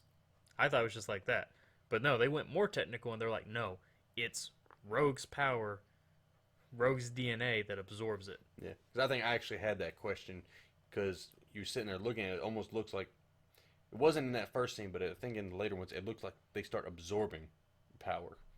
It's like the one they're fighting, they start. Oh, it using. looked like it with Colossus. Yeah, that was the one. Which is possible, but I don't know if it's they're absorbing it from him, Or and that's why he looked surprised at that moment. And I think if it is the case, that's exactly what they do again at the end. Okay, this scene is actually kind of cool. Because he has all of his future memories. Mm-hmm. And so Xavier's reaching in and seeing those. Your laugh sucks, dude. Notice also, didn't show any of Wolverine Origins in that. No. We didn't get to see young Sabretooth. That would have been great if it showed young Sabretooth and he phases into X-Men Sabretooth. That would have been kind of cool. But the fact that he can reach all the way into his mind at somehow, because of time travel, he's able to project himself into that future and talk to himself. Yeah, which I know this is supposed to be because Xavier's sitting there. He's in Wolverine's head. That's what it is. And so as he's being projected here, they're basically chaining the minds through all of this. I mean, you see his eyes closed. He's definitely... It's like everybody else just looks like they're stuck in time. And until then, I mean, when they first they look like it, but and now things are still happening, and only Xavier knows it. Iceman's checking on Kitty. Magneto's kind of keeping watch. He's security. Xavier is in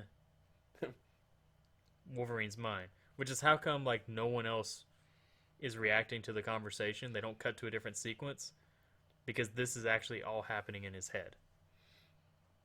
And he's literally chaining minds, so he's going through Wolverine into Xavier's head because Xavier's also in Wolverine's head. And so he's able to kind of see what's going on. I think he's actually seeing the active memory. You know how when you're looking at something, you're already remembering it. So I think he's looking at kind of like a 2-second delay on the memory for Xavier right there. For future Charles. So that's why he's seeing the world around. And I guess we can also go back to the concept we were talking about before, who pulls him out. Technically, I would almost say he pulls himself out. In a way. Can't apply. He can't reach into the past. No, I wasn't meaning like literally. Oh, personal pep talk? Yeah. I mean, he pulled himself out in that time. In this case, it's like, my future self is pulling you out. Yeah. It's just well, I mean, that's what I always kind of figured it was anyway. Like, he just grew up.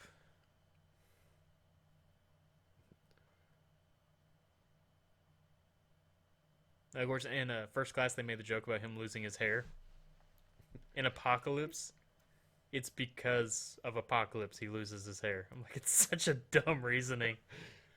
It's so stupid. So couldn't we just went with he got old? Yeah, he got old. He lost his hair. Like a normal person. No.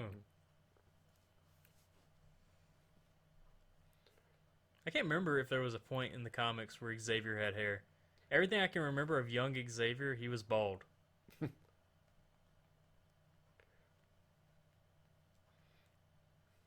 That was a cool sequence. In their filming, I think I remember this right. They did the future scenes first. And then on the final day of that, they brought in everyone else and they did the Xavier scene. And then the old guys left, the new guys stayed, they did all the past stuff. Huh. So they basically filmed 2 movies. And Wolverine, Hugh Jackman, gets to hang around for both. He's the one that described it like that. He goes, we filmed 1 movie, and then they left, and we filmed another movie, and we put them together and made 1 movie. I was glad to know the generator was just right there. Just right where? Well, the power came on, and then he walked around the corner. Oh, yeah.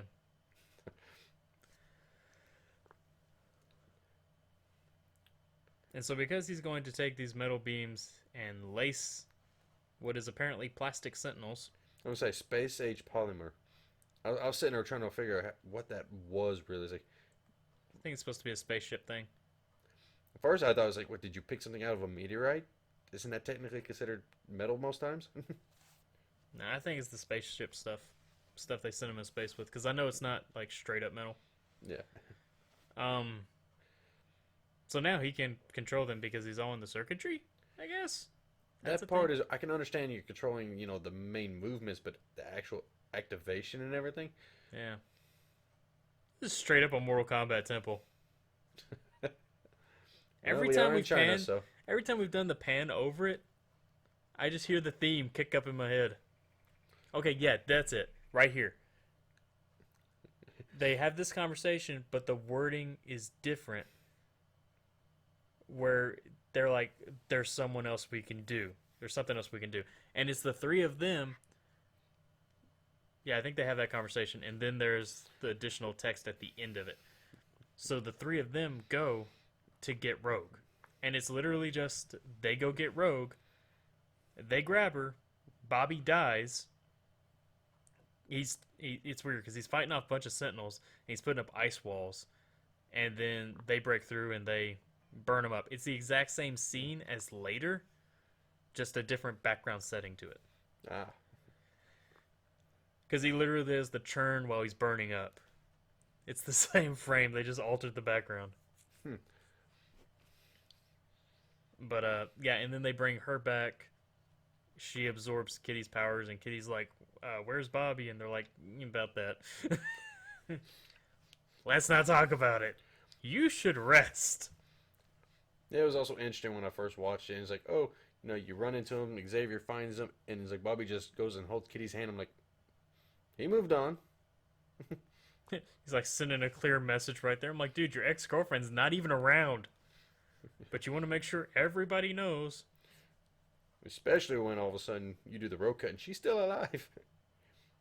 Yeah, well, it's because she's been gone. I think the ending from X-Men 3 where she just leaves is still applicable. She obviously doesn't take the cure, but I think she leaves. Huh. I always thought each of them she came back. She comes back in both? Yeah. It just says which one did she choose. Did she take drugs? She's not. Okay. I thought she left in one. Okay, cool. So at some point she takes off, probably because she's getting sick and tired of all this, three-way dancing. Bobby can't make up his mind. And so he's like, well, Rogue's gone, so Kitty, me and you. This is a thing now.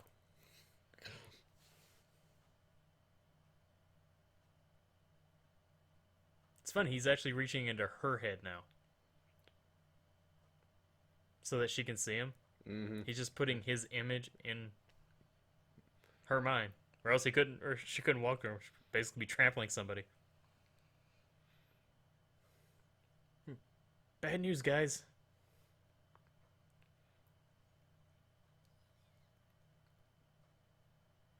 Luckily, I can retain the memory of what I saw. Well, it's not retaining her memory. He saw it. Yeah. He's looking through her eyes, and so... Aha, another backwards joke. In-joke.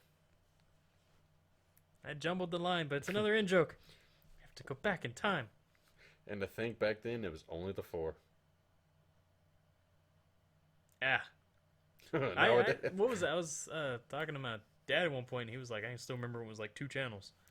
Or 1 channel. TV was coming up. I remember seeing an episode of Happy Days where it was a big deal to get one of those plates that go over your TV that give it pseudo color. And I'm like, that was a thing one time where just having color on your TV as a plate was a big deal. That was the cheap version of going and getting a color TV. That's kind of like you can own a flat screen that's huge. Well, I got a flat screen that's small. And they're like, oh, you just got the small one? Okay. Well, that's fine. I'm like, shut up. This is fine. I don't need a theater screen in my room or in my living room. I want one, but I don't need one. Be awesome.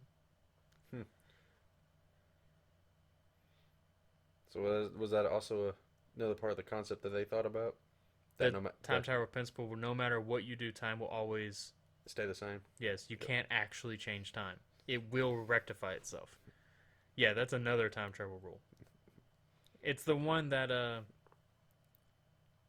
it's supposed to support the fact that there could be time travelers that have come back many, many times as it is, but nothing has changed because it can't change. I want to say, didn't Lost do that kind of time travel? No, it wasn't. Okay, it wasn't that kind of time travel. Technically, yes, but it's the time travel to where it's the Terminator loop. John Connor only exists because what's his name? Kyle. Kyle Reese is sent back in time to sleep with his mom and save her. But yeah, it's like he only exists because of that, but he has to send him back. So he has to grow up, meet his dad, who's younger than him, train him, send him back. The events of the future only happen because you go back to try and alter the past. So like the events of Lost occur because they try to prevent the events of Lost.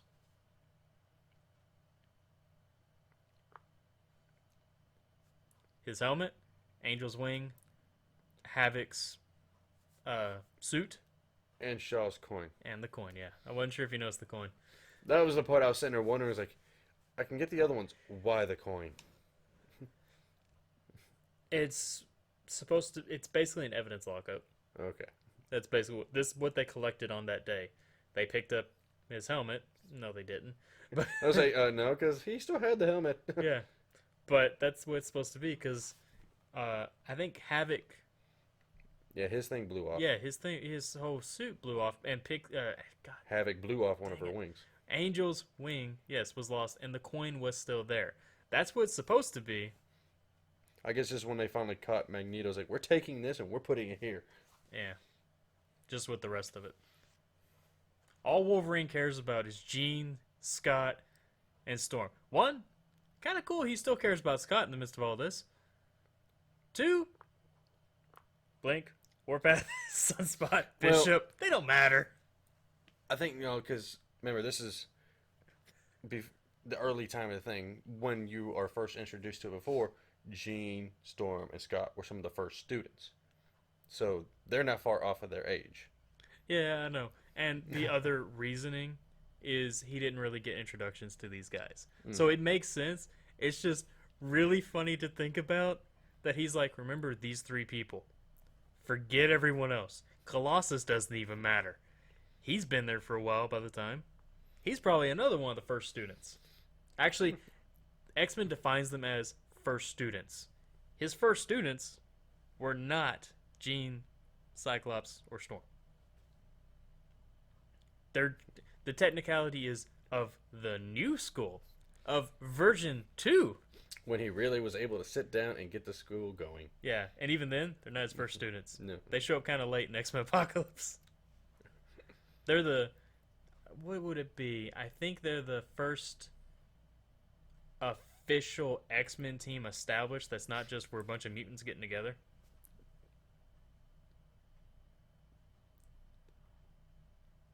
Now, if it was me... Okay, if that was me, I would have actually gone through it again. It's like, wait a Put an minute. arm out there. It's like, hold on. It's like, I have to do this again. No, you don't understand. Usually I'm covered in metal. That's not what I mean.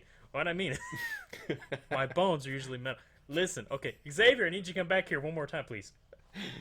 I've dug a hole. I can't get out of it. I've gotten too used to being around in the future. I feel like part of Xavier's job in the future is to just be like wiping people's minds of Wolverine. Like, just forget he said words.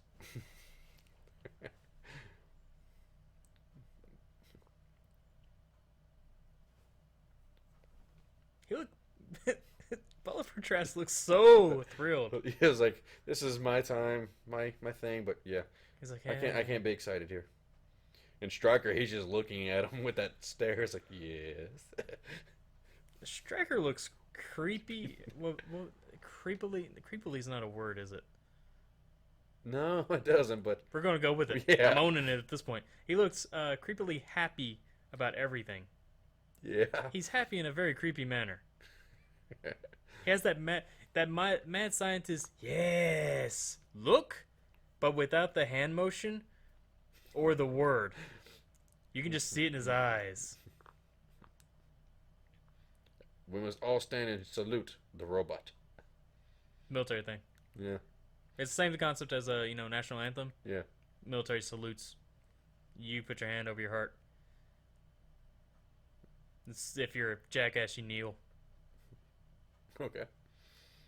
Yeah, it's a thing that's been going on. I don't want to talk about it. Kneel is a new one. Usually people just don't stand, don't care. It's supposed to be a respectful protest thing. Mm. Like I don't want to do this, so as a concept I look at it and I'm like, okay, kneeling is kind of cool because kneeling's still considered a respectful thing. But I think it's done on the protest concept, and people were doing it on 9/11, and that rubbed a lot of people the wrong way. Yeah. And I was like, it would rub me a long way too. I mean, if there was the respect gesture behind it, I'd be cool with it. That's fine. But since it's done in the protest movement, yeah, it sucks. All right, so Warpath has seen, because he has like freakishly good eyesight, that the Sentinels are finally coming, just in time for the climax. Of course. Can you imagine how much it would have sucked if they came early? I was like, well, this one's a crap. Now that would have been cool. Okay, that would have been amazing. Wolverine and the X-Men animated show they did a few years ago got canceled after one season because some moron was left in charge of it. Seriously, he kept bouncing around the timetable, and it wasn't getting great ratings. And he was like, "Oh, look, the show's not popular." Show was, but you were bouncing around the time period. Anyway, at the very end, because the concept of this one is Xavier is in a coma in present time, but he's still psychically reaching back to talk to Wolverine, who's leading the new X-Men. And in the future, after Xavier has been like woken up or whatever, he's teaming with a bunch of other mutants, and they're going through the Days of Future Past timeline. They're fighting the Sentinels in the future. And it's like Marrow and a whole bunch of other people there. I can't remember who else. I just remember I was like, hey, Marrow! At the end, when they finally alter time to prevent the Days of Future Past, the end of the season, Xavier goes, yeah, you fixed that, but things are worse. And it cuts over to a tower where Mr. Sinister walks out, and then Cyclops and Havoc walk out behind him. They're Age of Apocalypse gear. Season 2 was going to be Age of Apocalypse. That would have been amazing if they went with the guts to end this, because it would have taken some serious guts, to end this with absolute cliffhanger, where the Sentinels get to them, and the future just changes, and the last glimpse you get of the future is Age of Apocalypse. Nice. That just would have been cool to me. But that would have taken a lot of guts to do. Yeah. Going back to Magneto's range. It's like, I lifted a whole baseball stadium. Yeah. It's just the idea is like, you were that far away from any other metal while you were locked up. It's like, I have a hard time seeing you were that far away. He was insanely deep in the earth. And he, as Apocalypse has shown, he can't pull the metal from the earth. Okay. Yeah, in Apocalypse they define that because he goes, you've never reached down and felt the metal that is in the ground itself. He goes, I want you to do that, and I want you to pull it forth. And he's all like, I can't. He's like, shut up, you can. There is no try. Only do or do not. And by do or do not, I mean do it. Apocalypse was the hardcore Yoda.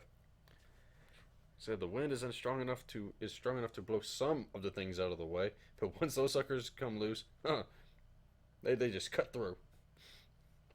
Well, it's also broad wind and lightning. Again, he has to ask for help. Well, she's kind of busy right now to just, hey, here you go. Well, Sunspot's not around either. And you also got to think, though, she doesn't really understand him as much. No, that's cool. It's the I know. joke is Yeah, I he know. has to keep Oh, asking. yeah. Yeah. And thankfully, no sentinels fly through that portal. Say, oh, hey, they just made a shortcut for us. This way. Stupid Bishop, why'd you have to get a portal? If only she could actually sling portals a good far distance off. Well, that would have made his aim worse. The point No, was to I give mean, him like, a good target. if she could throw portals out to them, sending them some place way off. But the portal's like right there in front of her. Yeah, she clearly has a very short range on where she can target. The exit portal seems to be, Wherever. yeah. I mean, the concept of where she does that. Okay, this part's awesome. I mean, seriously, it's like the Blackbird has been a part of this forever. What's Magneto gonna do here? He's gonna use the Blackbird because that emphasizes this is the last ditch effort. There is no second chance. And yeah, he's pulling everything off. And it's got a whole different core with this new age technology. Hey, yeah, and blow it up. That's the point. He's pulling the metal off so that she can hit the core. That's what he's doing. We need a nuke. Use the nuke. Yeah, because if the armor was still on it, they would be more protected against the blast. Yeah. Colossus is like, shh.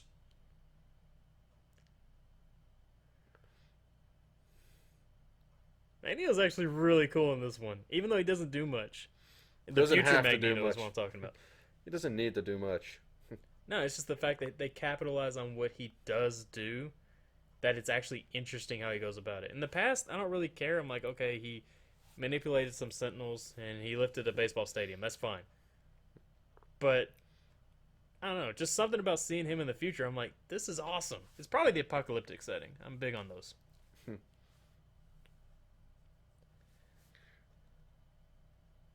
Oh no, we can't get in. Baseball stadiums don't have lots of entrances and exits. Well, you got to figure this. A lot of those are probably collapsed at this point. Some. I wouldn't go so far as to say enough that they couldn't get in. Because they have a lot. Now this, that makes a little bit more sense. You put them up there and it's like, woo-choo-choo. Victory! Warpath is like, I helped. Sunspot's like, screw you, I hid. And in all that, he was still hit. Yeah, it seems kind of absurd, but he was getting old.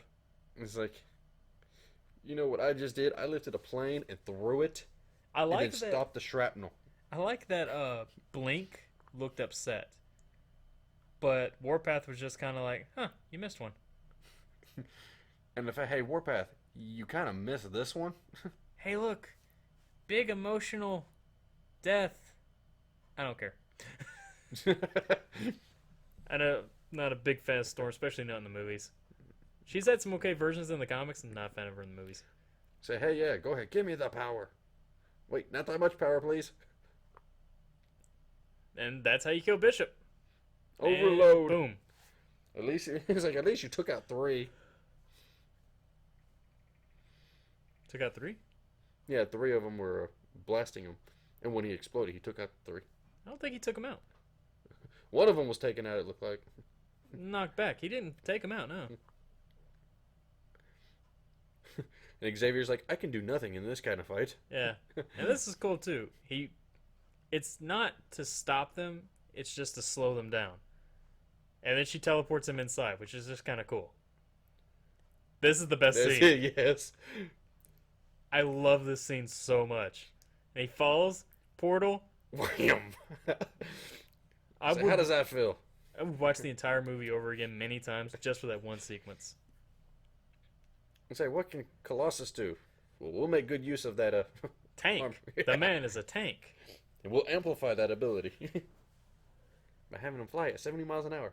Yeah, and there's not a lot of metal around that Magneto can work with. They don't really specify the Sentinels in the future, what they're made of. Did I miss that part? I don't think they have, but obviously if Magneto's not doing anything to him, They Yeah, must not be made of actual metal. yeah, it would seem that they're not, even though they look very metal. So, I mean, it's. I love how they're basically powered by a fan. It's just a big old fan right in the middle. A Um, Harrier jet. I know, it's a fan though, and I also appreciate that Wolverine totally gets owned. So yeah, you ain't metal now, so. Well, he was always great without the metal. Uh, But it's just the fact that Wolverine's always been like the main hero, OP in everything.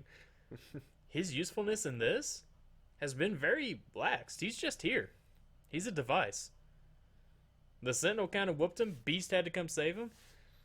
I'm surprised he didn't lose his claws in that. No, they are super strong. Bone. It's Bone, dude. Bone is strong. And still, so I know we don't really consider origins, but I mean, come on, you had a Sabretooth just stomp down and break him. Yeah, but that was Origins. This one actually looks at the fact that Bone is strong. I just consider when he actually stuck it in the Gatling gun when it was spinning, it would actually could have had enough force still to keep spinning and break before it would actually registered to stop it. It's possible, but they're going with the fact that Bone is strong. And then here, he gets straight up taken out. He hasn't done much. This movie really de-emphasized Wolverine. He's just the plot device to get the past and the present communicating. And I appreciate that, because he's been OP in everything. He needs to take a back seat. Somehow, some way, somewhere.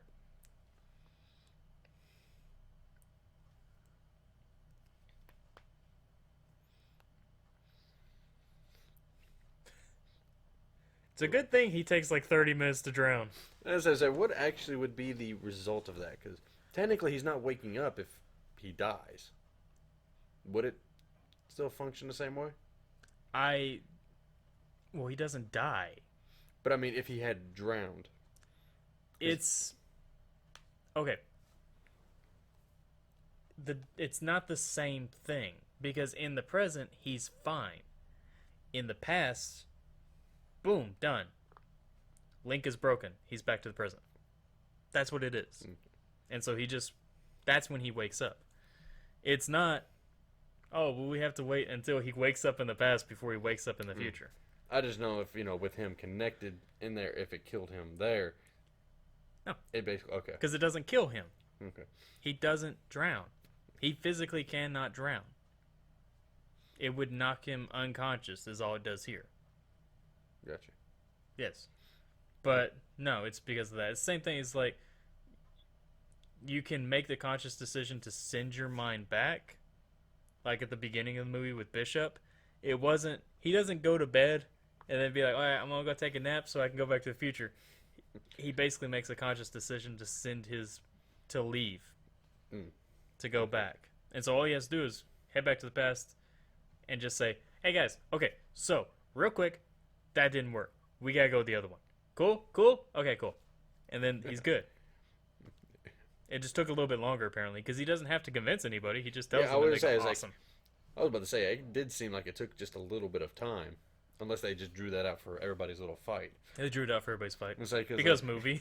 It's like, I can imagine the first time happening, that was like, oh, wait a minute, what's going on? Every other time it's like, okay, time to move. Yeah, it should be like 3 seconds. And everybody doesn't have to die over and over and over again. Colossus, not standing a chance. Oh, that's harsh. That's harsher. Poor Warpath. Oh my god. He got owned. So, Sunspot's still there. There's an additional cut, or a scene in this in the road cut, where the mom mentions something about his sister upstairs. That's Wanda. So, this is the diamond form. Yeah. Okay, yeah, this is Emma Frost. Whereas, when you first see it, you're like, oh, okay, the girl he's holding, that's Wanda. His little sister, not his twin. But apparently, no, he has a twin. She was upstairs. That looked like Darwin. That's Darwin. Even though he exploded. Or maybe there's someone else. Oh, he did. There's Deathstrike. Straight up her claws. It's like, how in the world can we, do Easter eggs of different people. There's no way that he gets a job in the kitchen. No. Toad does not work in a kitchen. Also, Toad in X-Men 1, way cooler than that. Now this, other best scene in the movie. I wanted this to not get a narration over it and actually be a fight. Because that deserved it. That chick was holding off every sentinel on her own. And all she gets is that one brief cut and then very poetic death. Oh, and guess what? Never to be seen again. He's trying to hang on. Well, yeah, he's old and dying. That's how you know life sucks. When you're fantasizing about the good old days when you used to fight each other.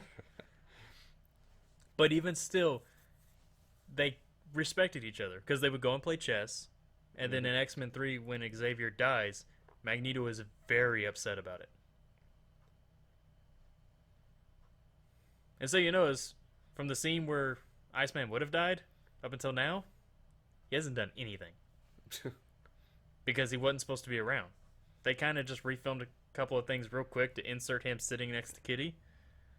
But most shots don't have him.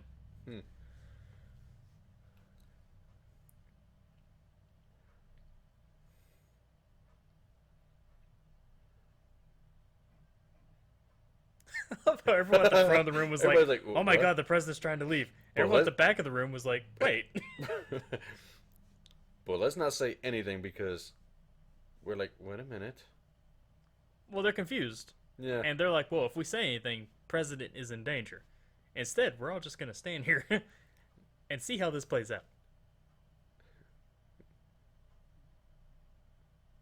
So this part actually, it was kind of weird because... Okay, that was kind of cool. Magneto's default in every circumstance is gotta kill people. Yeah. So he hears about Sentinels, and instead of basically anything else, his mindset is, I'm going to go kill the president and everybody will fear us and they'll know not to challenge us. Is he that dumb? Because the end result of that kind of circumstance is we're going to make Sentinels. And what better way to try and keep things from going bad when the mutant actually saves the president? Yeah, I prefer the concept of Magneto where he was smarter, where he understood moves like that brought about war. He was prepared, he defended, but, I mean, like, of course in the comics he's always been portrayed as an old guy. So he's kind of young here. By then he should have been smart enough to know, like, probably shouldn't go declare war on a whole bunch of people, might kill some mutants, and we don't want that. I'm supposed to keep mutants alive.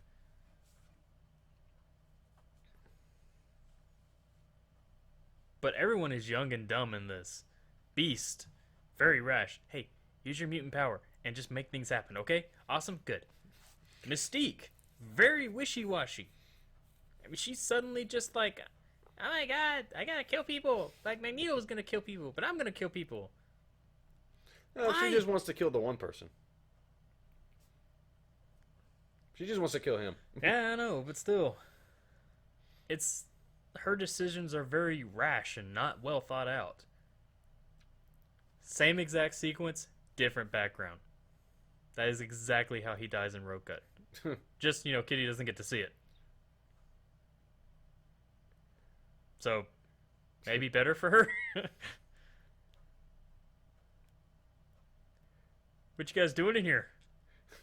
The fact that the Sentinels just came in there just casual, like, hey. They've literally been just straight up murdering everyone in a heartbeat. But no, they want to walk in, take their time.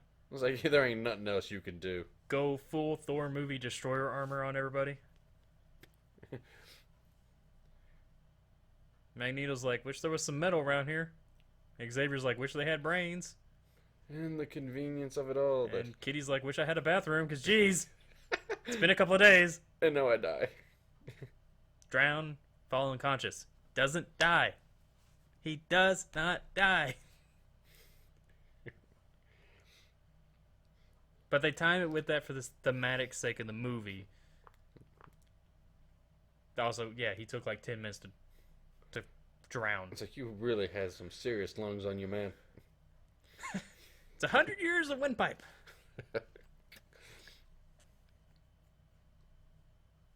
And Nixon's like, these mutants ain't so bad.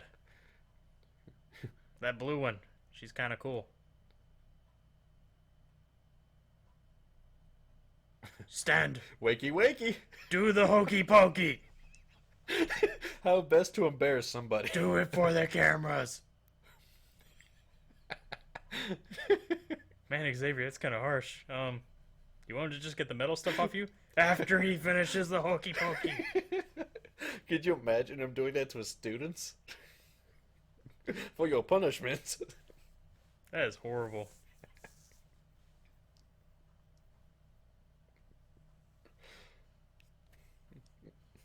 Because they're still friends.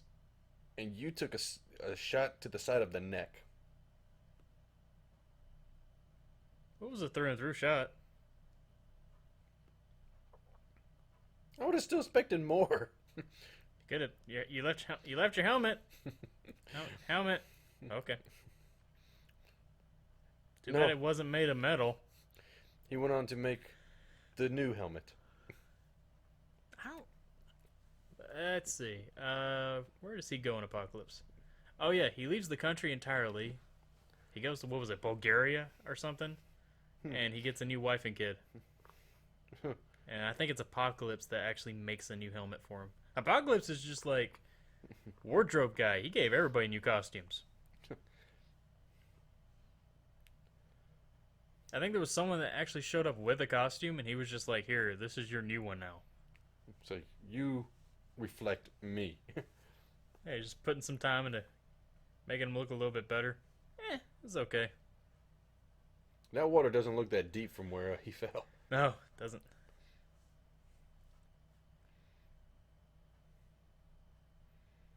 But I get a kick out of the fact that he has metal barbs through him at the same time. How is he not, like, passing out? I understand he's got some insane resilience. That's going to be our alarm clocks in, like, will that be now 9? No, that's not 9 years. 7 years. Kind of cool, if you ask me. That would be kind of cool. I'd probably still be using old school, though. I don't want to, be having all the super high-tech stuff when Skynet kicks in. Oh, no. Hey, there's that one. There's that same kid. Yeah, I'm pretty sure it's Nate Gray. Bobby. And the only rogue scene left in the movie.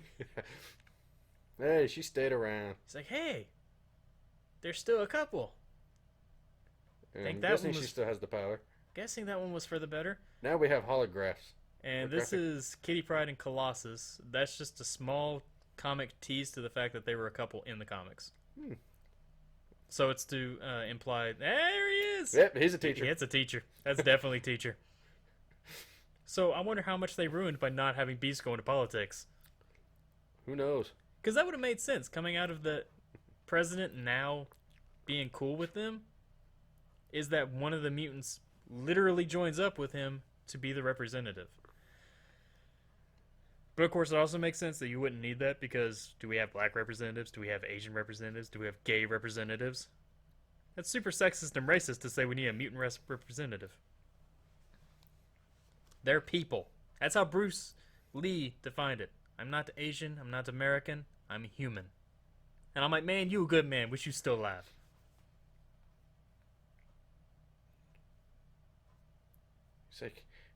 He's like, can it be?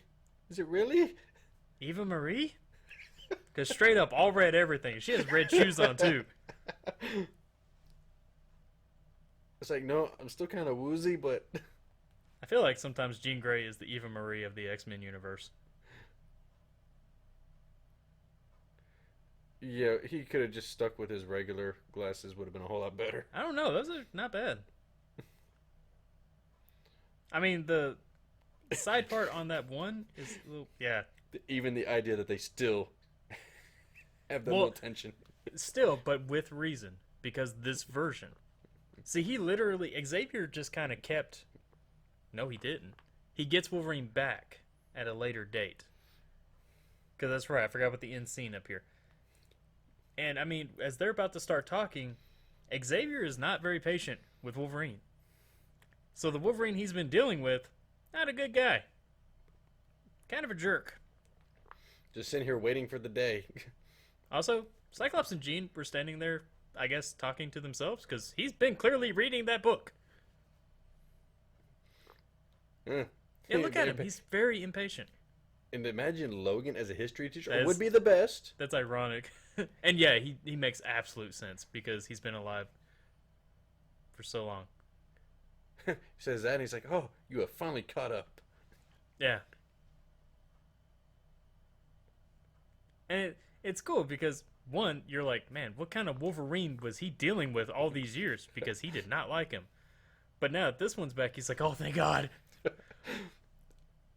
He's like, And to see the difference is like, it's like to see the difference that the old you took. Eh. I mean, the old him was just, the old Even him through is- most of the X-Men movies, he was still kind of there. Yeah. This one, he's like, yeah, oh, I'm cool now. But of course, that history doesn't exist anymore. Nope. I remember being super unconscious, drowned, lungs full of water, just kind of hanging out at the bottom of the ocean. I want to know what all Xavier tells him. Does he explain to him Apocalypse? You want to know how I lost all my hair? There was Just this big imagine blue how that guy. actually, how that would go. It's like you weren't even here. Sentinel That's the- program canceled. Trask arrested for selling military Military secrets.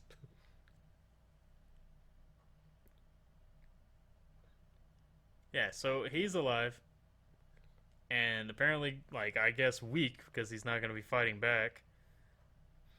And Oh, so, no, it's Stryker. yeah, you think it's Stryker, and I'm like, oh, okay, so straight up, they just go right into Origins. He keeps him. But no, they got a little twist to it, because instead, this is Mystique. As they're going to show any second now, maybe. Yeah, there it is. Okay, it's Mystique. So Mystique gets Wolverine. That left so many questions. That doesn't make any sense, because in Apocalypse, when they go to Stryker's base for whatever reason.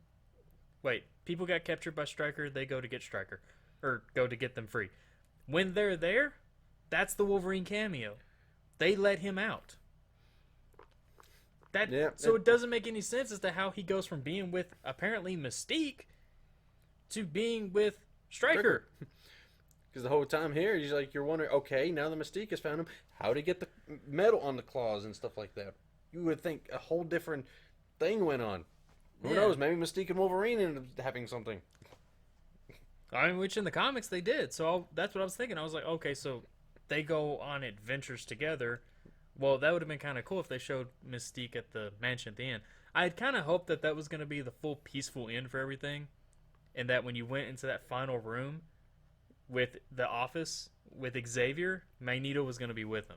I was hoping that they actually changed the future to give the X-Men a peaceful close.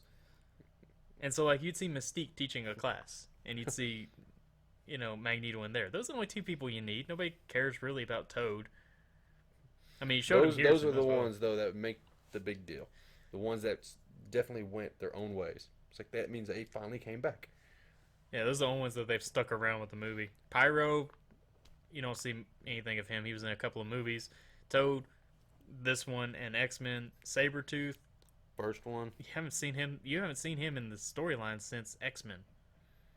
And he might be back for Wolverine 3. I don't know. I haven't seen any of the casting. Haven't paid attention. But I had to think, yes, this does have an end credit scene. But any of that could have happened, but they've only ever stuck with Magneto and Mystique. So those have been the ones I understood. And I was hoping for that, but I think in Wolverine 3, they're continuing the modern story a bit, because it's the future for Wolverine. This is after this. So in the timeline, that's the next movie. And then Patrick Stewart will be back as Xavier for it. I don't know if anyone else is coming back. I just he is called Ink. So I didn't pay attention to see what the other guy was called then. I'm sure he would have been up there. Maybe he'll show up later down, because remember, he only showed up. Nope. Okay. That's the end of it. I was like, because remember, he did show up the other ones did at least show up twice.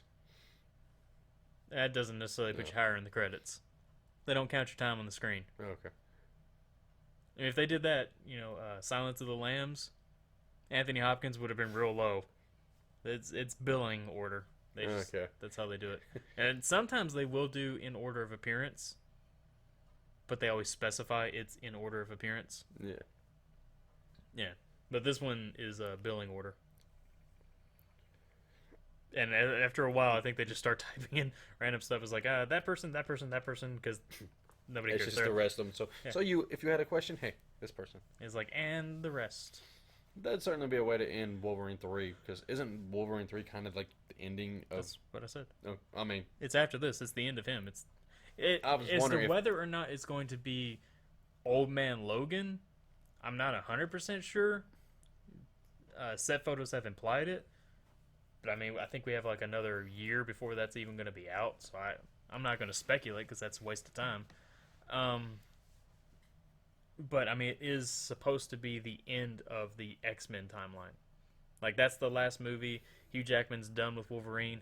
Everything else will either be like spin-off type thing. Like they were talking about Exiles. So this would be something that was going on around the same time. They are still doing the old X-Men movies. You okay over there? Yeah, I think I'll make it. Okay. So they're still doing the older X-Men movies. I think there's probably another one coming.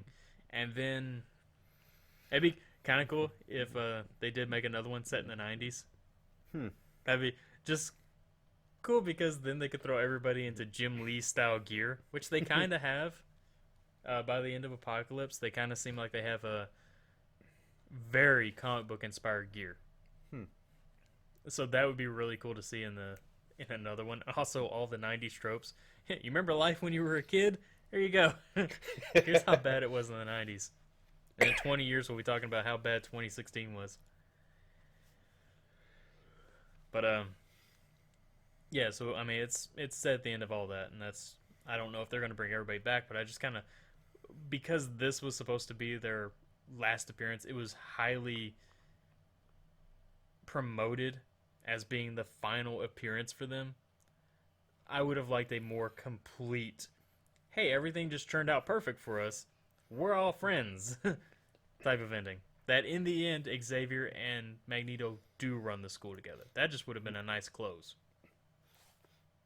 Yeah, I would say it's well in the future, but I guess the idea of putting them together, that means that they have something they have to stick to. Like if they did Apocalypse, like this is what's gonna happen. We have to stick to that.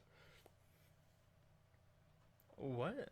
Like if they did make Apocalypse. Yeah, when I said like when they did this and they had them together, that means I've never seen Apocalypse yet. So oh well, like, that if they- doesn't matter. They could do whatever they want in Apocalypse, because you're still talking about another 40 years where anything can happen.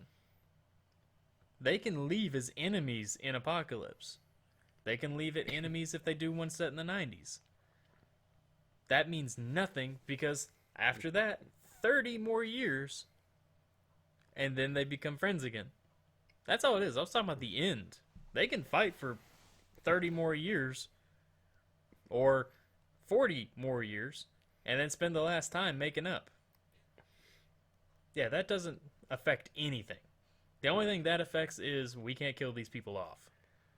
Which you can't kill off Magneto anyway. Because some aspects of your timeline need to remain status quo. Yeah. I mean, I know they've changed it, so they're kind of the past movies or the new movies are retelling the history. So kind of like Apocalypse only happens because they changed all this stuff in time. Yeah. Really doesn't because they're not affected by it at all. But that's supposed to be what you're supposed to think. It's like because of Days of Future Past, Apocalypse happens. It's not the case, but you're supposed to think. And that's what it would be for each one that follows afterwards. And that this is the literal new history because everything has changed. But you already know they win. Yeah. Because of the end. So whatever they do doesn't matter at all. No, I got you. Yeah. Yeah. X-Men, X-Men 2, X-Men Last Stand, X-Men First Class, X-Men Origins, Wolverine, and the Wolverine. There'd been a lot of X-Men movies. When X-Men came out, it was like, wow, cool, X-Men. And then since then, it's been like, wow, lots of X-Men. Yeah. Are you sick of X-Men yet? Are you sick of Avengers yet? I still remember being excited when Avengers came out. Okay, end credit scene. We pan through the desert. The crowd chants in a foreign language. It's still all desert. Oh, look, the people. So many people. Lots of people. They're bowing down. They're worshiping as he raises his hands up. And is all like, say my name! And they are. They're chanting in Sabah, Nur. Over and over and over again. Behold, as I create the pyramid. As he straight up builds pyramids. Oh. And then they're going to do a side shot, I'm pretty sure, in a second. Oh, they're going to pan. That's what they're going to do. This light blue skin, skinny fool. Yeah, at the front at first it didn't even look like. And then you see the four people, the four horsemen in the background. That is Apocalypse. Which is interesting. This is probably back when? That's Ancient. BC. That's It's like straight up BC. Yeah, he is It's like the nowadays first people mutant. fear mutants. Then, oh, worship. Because he was a god. Yeah. That's what it was. Now people look at things more scientifically and they're just kind of like, mutants are a scientific thing and we're terrified because there's so many and it's war. Wasn't as many. He was the mutant back then. The others had their powers because of him. He gave them powers. Mhm. So, I thought there was something else that cut back to this house screen. I'm like, I wasn't expecting that scene. So, yeah, that's what it was with them. So he was worshipped as a god back then. That's what it was. Hmm. Yeah, and Apocalypse opens with a scene like that. It's actually kind of a decent opening. But it just takes a long time to get where it's going and doesn't even actually get there. Takes a lot to tell you, it's going to go in this direction. Oh, it didn't go there. Okay. Anything else you want to say? No, there's nothing else. Okay, I've pretty much covered everything I want to say. So we're just going to go ahead and close this off. That was X-Men Days of Future Past. Still my favorite of this series. I don't really see a difference in... between them, Road Cut is not as good as theatrical, really. I mean, it adds extra little scenes, extra bits of dialogue, and then you get to see Rogue, which I still didn't pay attention to see her in the reflection. No, I didn't either. We completely you get forgot so about it. focused on it, so you can see why it was such a small detail that they missed. But yeah, it doesn't add enough. Not even the breakout scene is worth it. So it's like if you want to watch a longer version, yeah, it's great. Otherwise, if you just want to see the movie, then just watch the theatrical. It covers all your bases, doesn't take as much time. So that's been Days of Future Past. Thanks for listening. Take care.